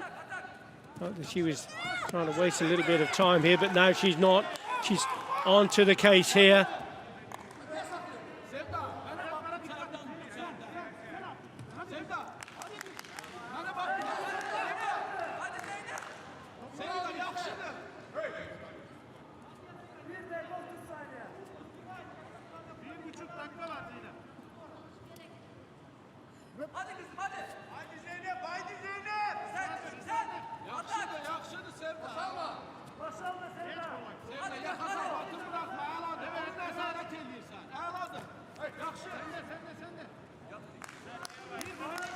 Closing into the last minute of the bout. Still that one Wasari lead from Sevda Alieva, who turns it now into an Ippon. Wasari Awaseti Ippon, and she is delighted. That puts her into the final of the women's minus 57 kilogram category.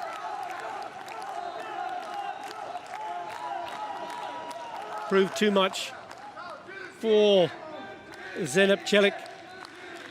Will now have to hope that she can get a bronze and she comes up against the winner of the repechage.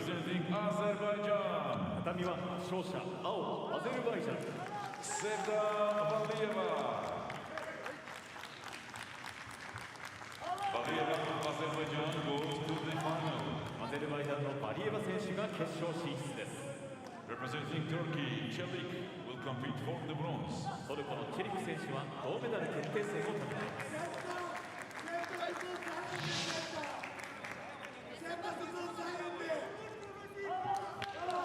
And there she was with that second Wasari.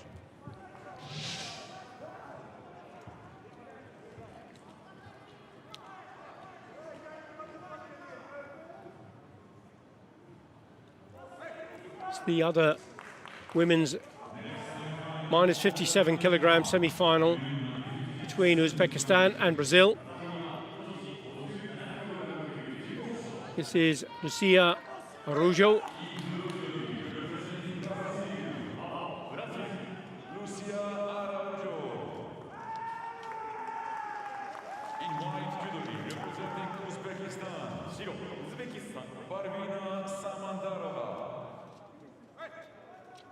We have Samandarova from Uzbekistan, bronze medalist in the World Championships in 2018. That was the most memorable experience in her para-judo career. She's been influenced by her parents and her coach, Arsen Fabian. There's a Wazari immediately on the board there for Samandarova.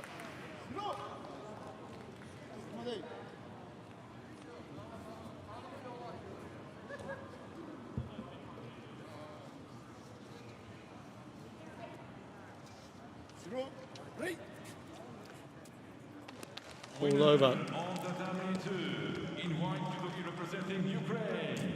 And that was a speedy Sumigaeshi, and follow up with the ippon for Samandarova with Udehishi Jujikatami. So she goes through to the final. Representing Uzbekistan, Sheriboeva will compete for the bronze.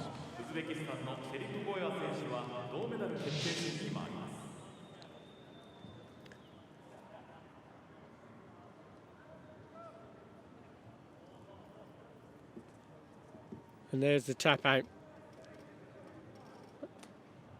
And the winner Ruji will have to fight for bronze. There's the men's minus 73 kilogram repechage.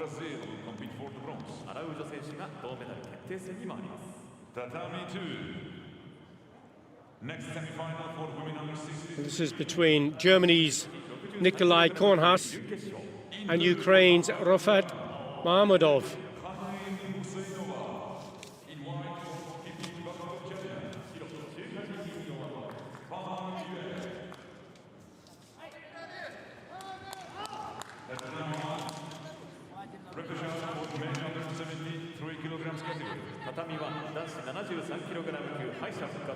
In blue for Ukraine, Rufat Mahmudov. In white for Germany, Nikolai Straight into that aggressive style of his, Rufat Mahmudov.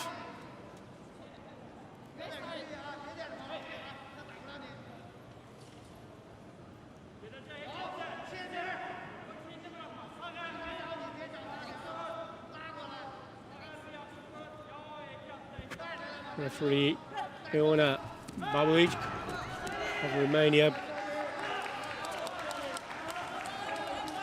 Now can he hold him down? Mahmudov keeping his arms in tight, doesn't want to let one of those arms get into any danger. Kornas trying to turn his man over, and he manages to do there. He's got him on his back now. Can he pin him down? Can he get that Osikomi? His leg trapped. He'll take hold of the belt. The Obi try and pull him over again onto his back so that he can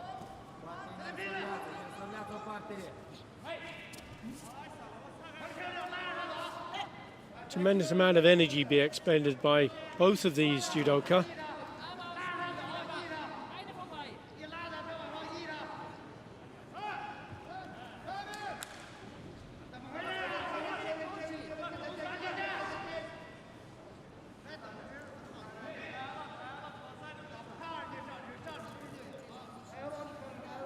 Yeah, both have to come forward, get ready for the kumikata, the grip.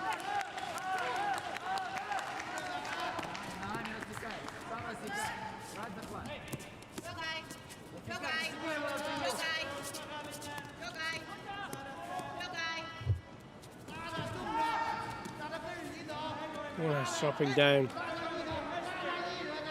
sacrifice technique.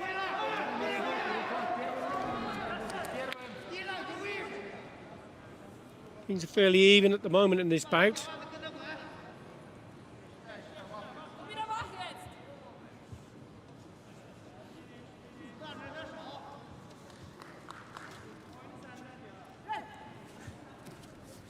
One has a bronze medalist in Rio, wearing the white ski.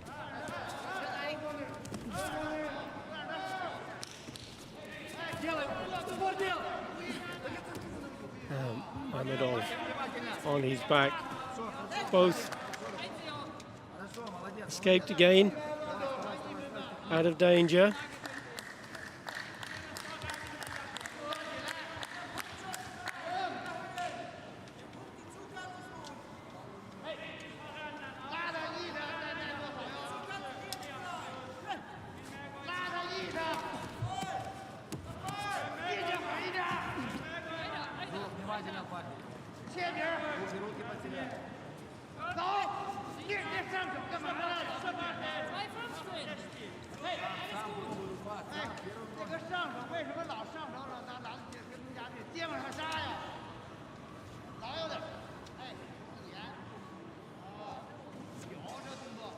Still very little between these. 2 minutes 14 seconds still on the clock.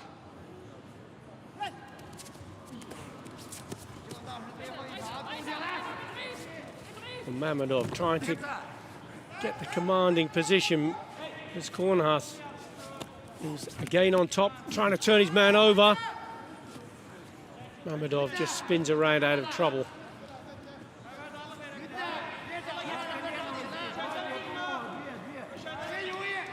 Mamedov, the bronze medalist in the European Championships. Kornhaas, the European champion in 2019.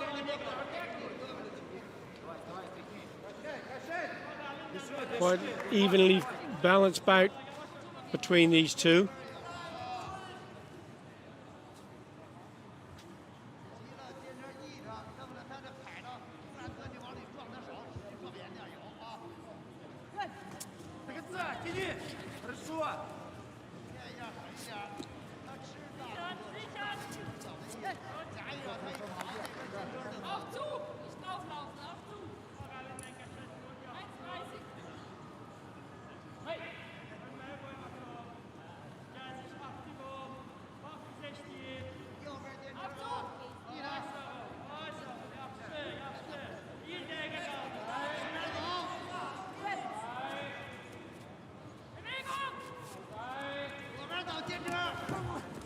Almost again, Mamedov is going in, but Kornhaas reads that really quite well, skips out of the way, then applies his weight onto the back of Mamedov, forcing him down to the mat.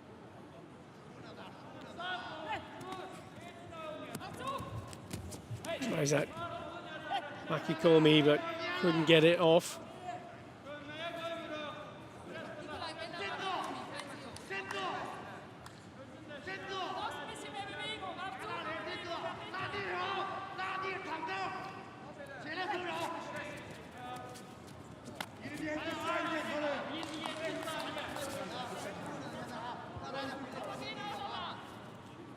Coming into the last minute of the bout, Kornhaas tries to get his leg over the top, get onto an arm.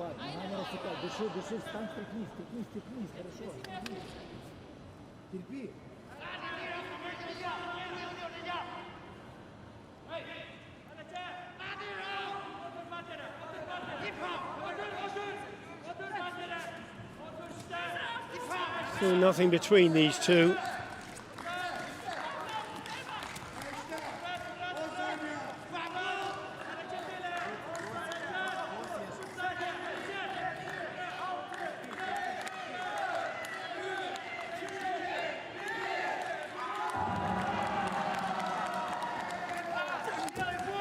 Oh, there's a Wazari now.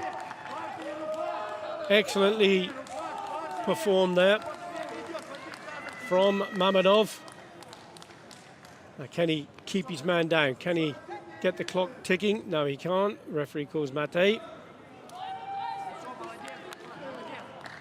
So it's Rufat Mamedov with the wasari from the Nagi.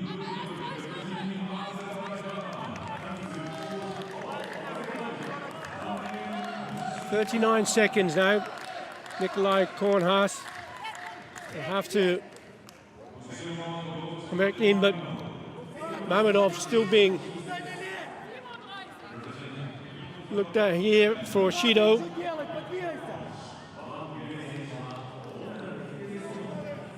He's got a warning now.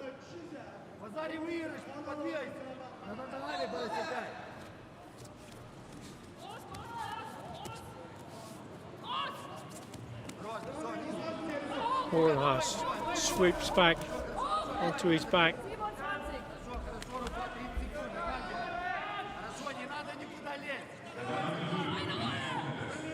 26 seconds.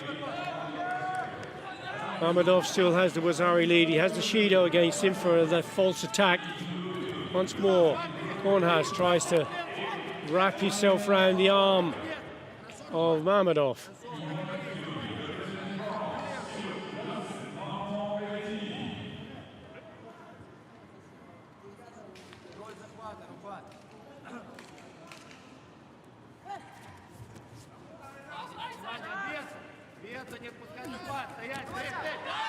Wallace going for the Uchimata. Now, with just 10 seconds left to go, Mamedov trying to hang on to this Wasari lead that he has.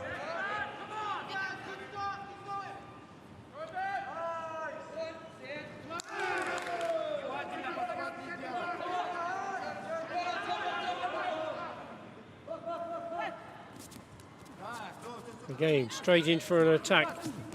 Still can't quite turn his man over. With just the clock ticking down now. It's all over for Nikolai Kornhaas as Rufat Mamedov takes the bout with the Wasari.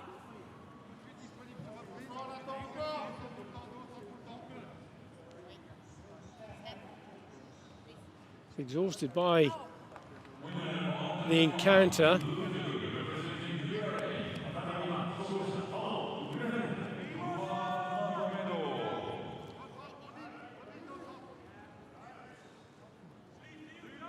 Magomedov of Ukraine qualifies for the bronze medal contest.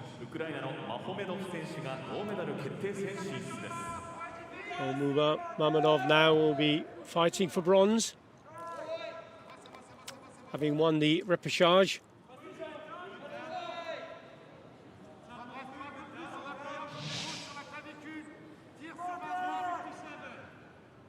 And this is how he took that Wasari, which was enough to get him into a bronze medal contention. All smiles at the end of the bout.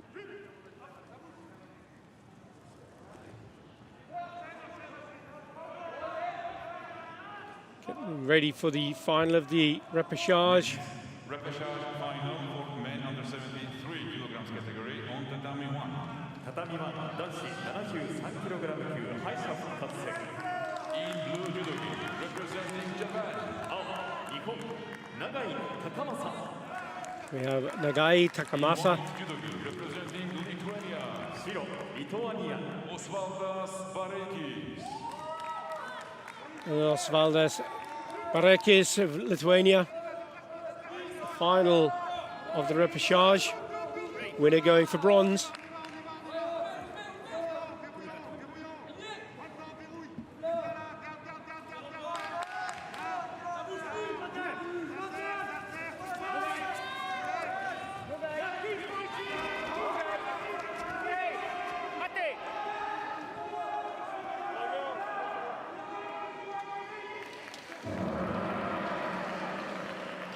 You can see the attitude from Nagai Takamasa. He's trying to force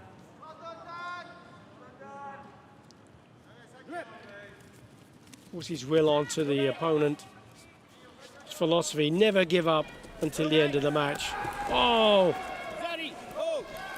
There's a call for Wasari, and it does go to Nagai Takamasa.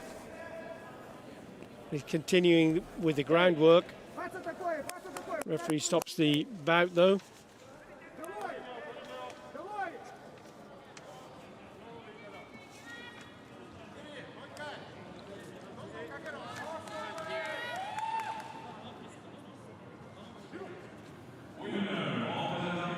So Bareikis trailing 1 Wasari to 0. Nagai Takamasa, the Asian Paralympic Games bronze medalist in 2018. Was ninth in the World Championships in 2018. But it is Bareikis who's trying to get his man held down with Osakomi, not able to do so though. Referee calls mate.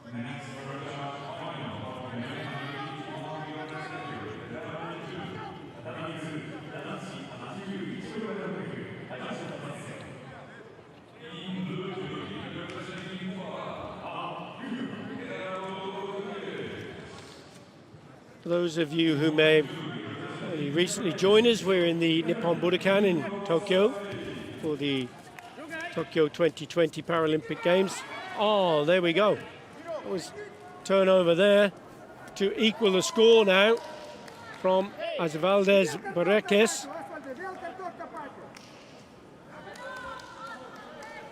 So we had the score from Nagai with a Wasari, and now it's been matched by the score of Bareikis also with a Wasari for the Seoinagi, with 3 minutes and 9 seconds. Still plenty of time for the bout to change hands again.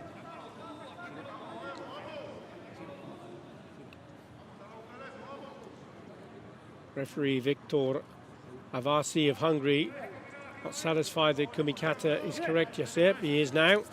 So they get back into the match.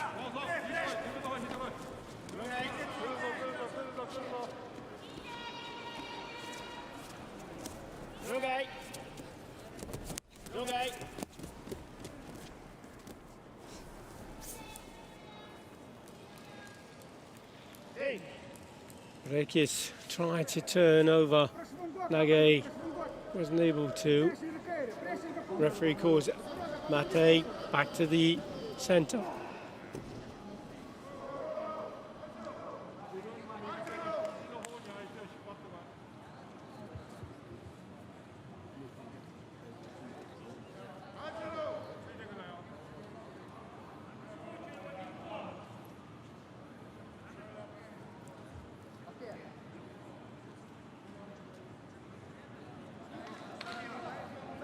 Really important that they are started off in an equal position.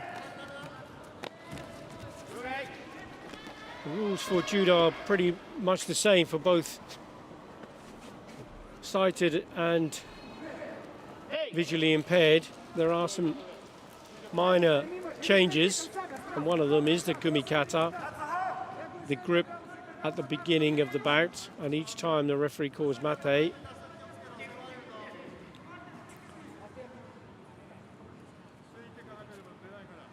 So they have to be standing upright, arm slightly bent, one arm on the lapel, the other on the upper arm.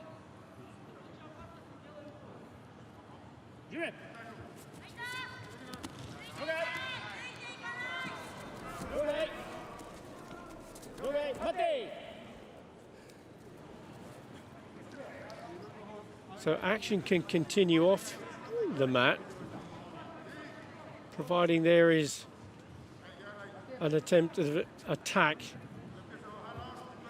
part of the continued action. Otherwise the referee stops the bout, as we saw just now, brings them back to the centre.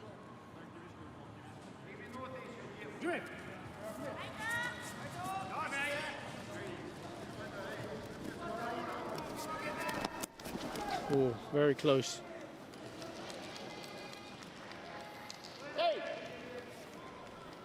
The way that Nagai just tightens up, brings those arms in close, protects himself down on the tatami.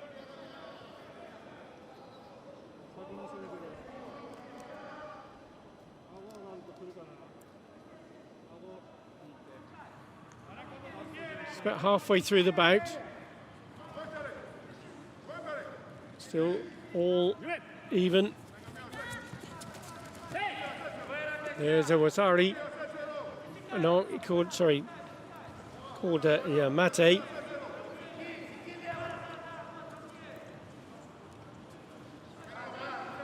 No score.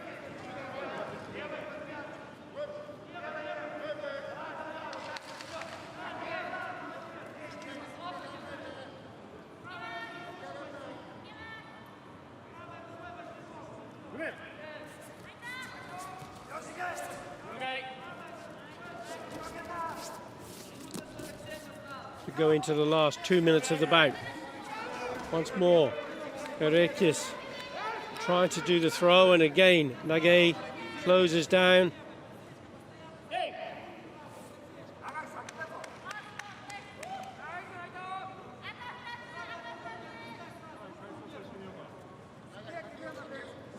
You see the referee guiding Nagai back as his category, his classification is B1.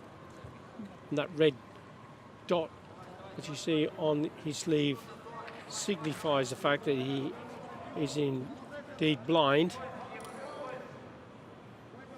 Bareikis is at B3, so he does have some vision, maybe light perception, or a little more.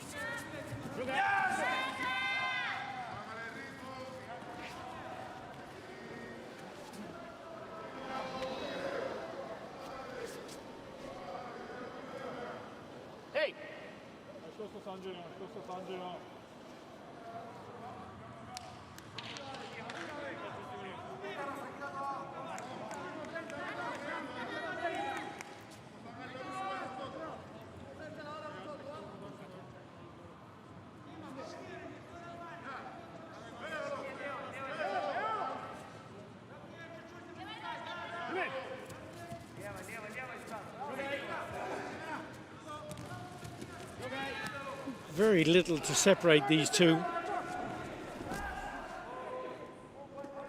It's the continual attacks from Bareikis that is making Nagai start to tire.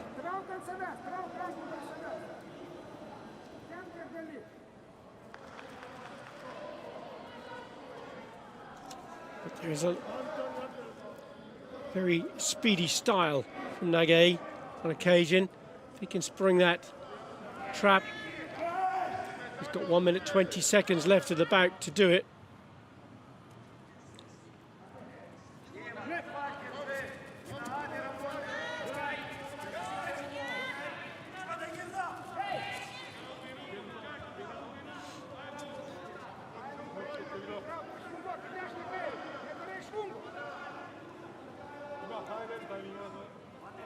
See Bareikis looking up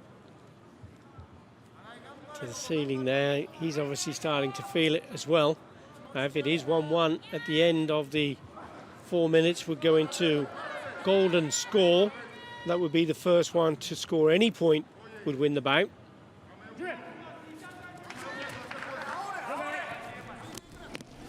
Oh, this time.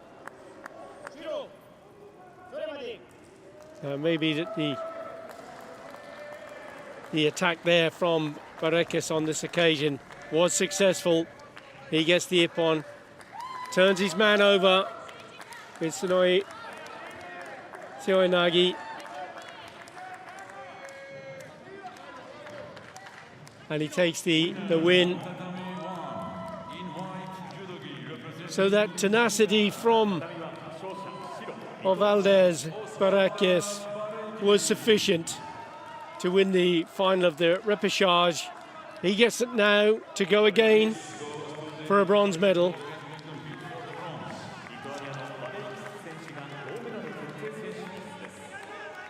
That was hard work, but it paid off in the end for Valdez Bareikis. As he now be competing for bronze.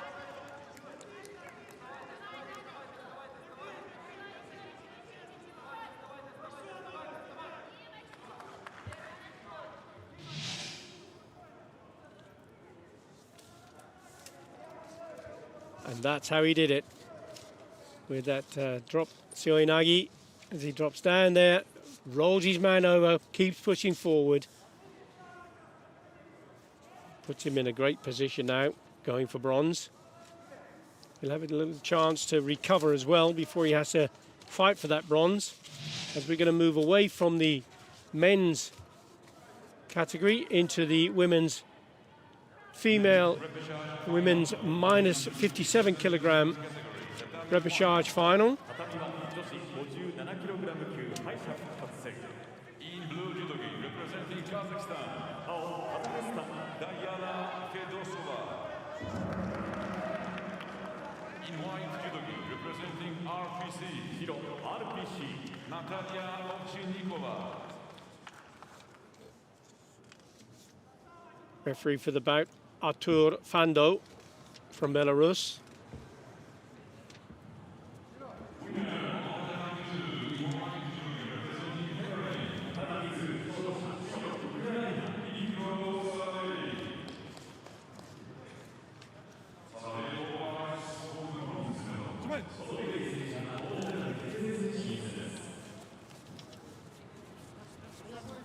Exactly the same 4 minutes bout for both male and female. Was a time change. It used to be 5 minutes for men. Exactly the same now.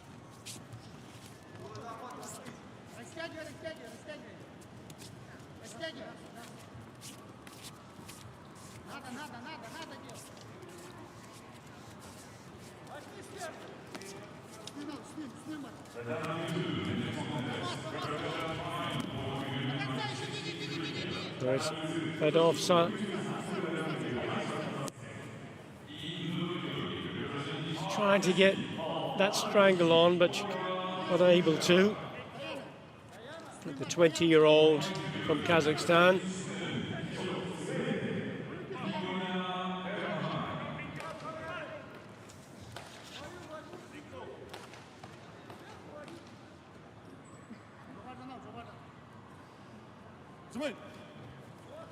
Natalia Ovchinnikova.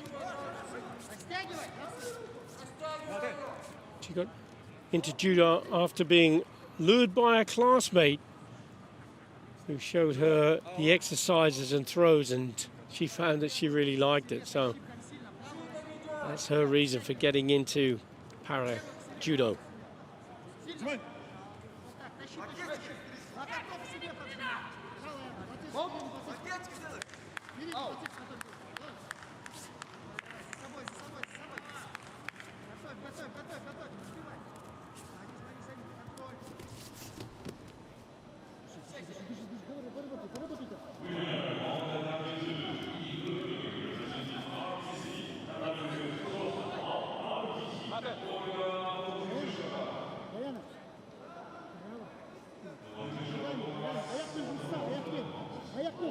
No scores so far, just the one Shido, that yellow card against Fedossova.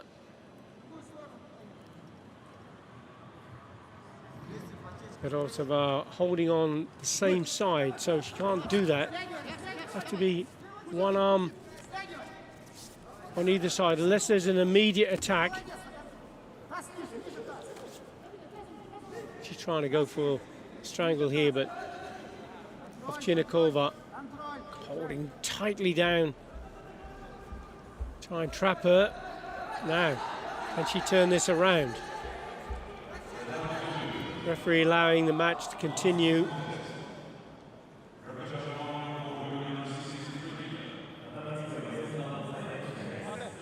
Fedossova manages, though, to avoid getting her arm locked onto.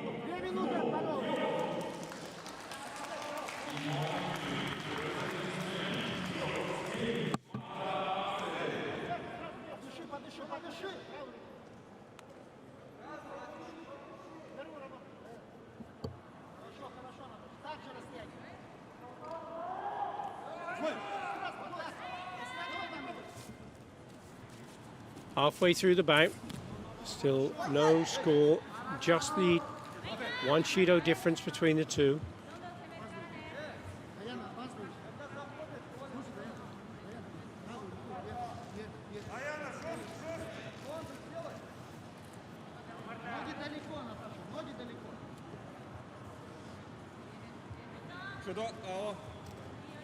It's a second Shido against Fedossova.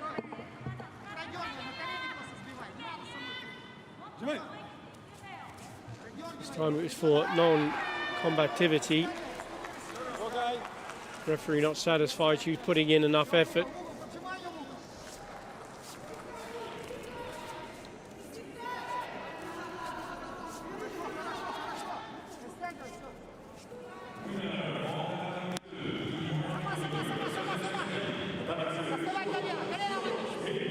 Fedossova on the back now, can Ovchinnikova hold her down? No, referee calls mate.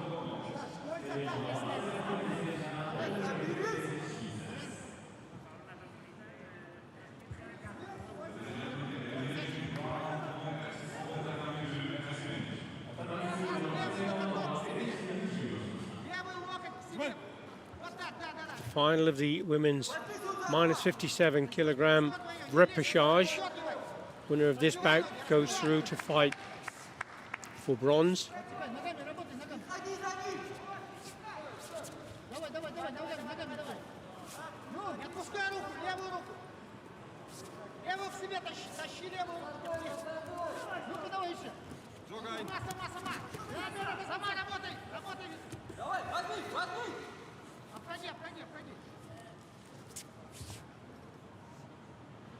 Can Fedossova, she still can't get her arm onto that lock.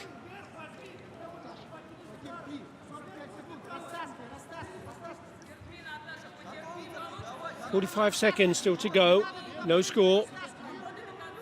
Now if it does go to full time with no score, it will go into golden score period, and that will be until someone scores. Now, Ovchinnikova, can she keep the hold down? She got the clock ticking. She's in a really strong position here. Fedossova is in trouble. 7 seconds. Up comes the first. There's Azari. Can she hold it down for a further 10 seconds? If she does, she'll get the ippon. Doesn't look like she's going to be able to escape from this. Much too strong. Ovchinnikova, she takes the win with the ippon. And that was what she was looking for. Every time she went down to the mat, Fedossova just had no way of getting out of that grip once Ovchinnikova had locked on. 18 seconds still to go, and she has finished it with an ippon, so she'll be going for bronze now. Great result there for Ovchinnikova of RPC.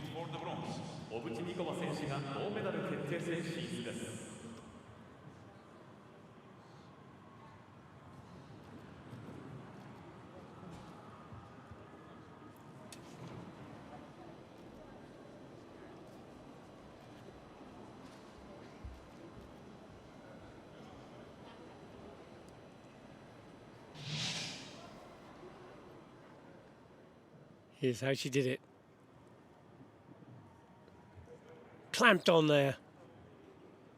No way was she going to let her opponent get up from that. Held her down. Osikomi. Such a powerful position. As we move into the final of the women's minus 57 kilogram repechage. Remember, this is a double repechage in Parajudo. And this is between Japan's Hirose Junko and Argentina's Laura Gonzalez. Repechage final, women under 57 kilograms category. In blue judogi representing Argentina, Laura Gonzalez. In white judogi representing Japan, Hirose Junko.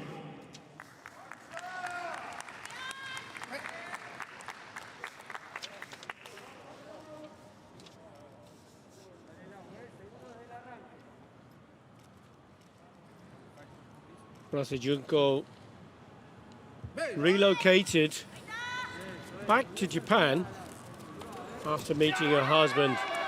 He told him if he marries her, she'll come back, and he did. And how she repays him. Flies in there immediately with that fantastic ippon. Just 7 seconds it took her to get that score. And Laura Gonzalez unfortunately succumbed to that ouchigari from Hirose Junko, who now goes for bronze.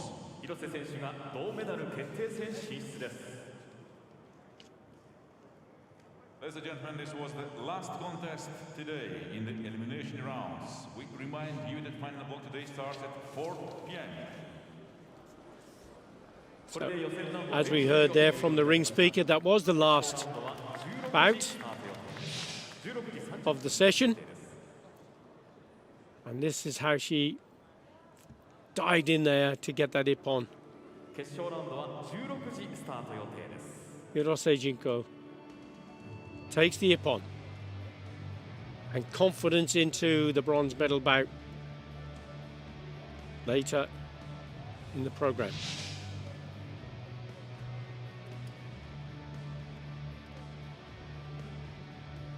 So we have a break now.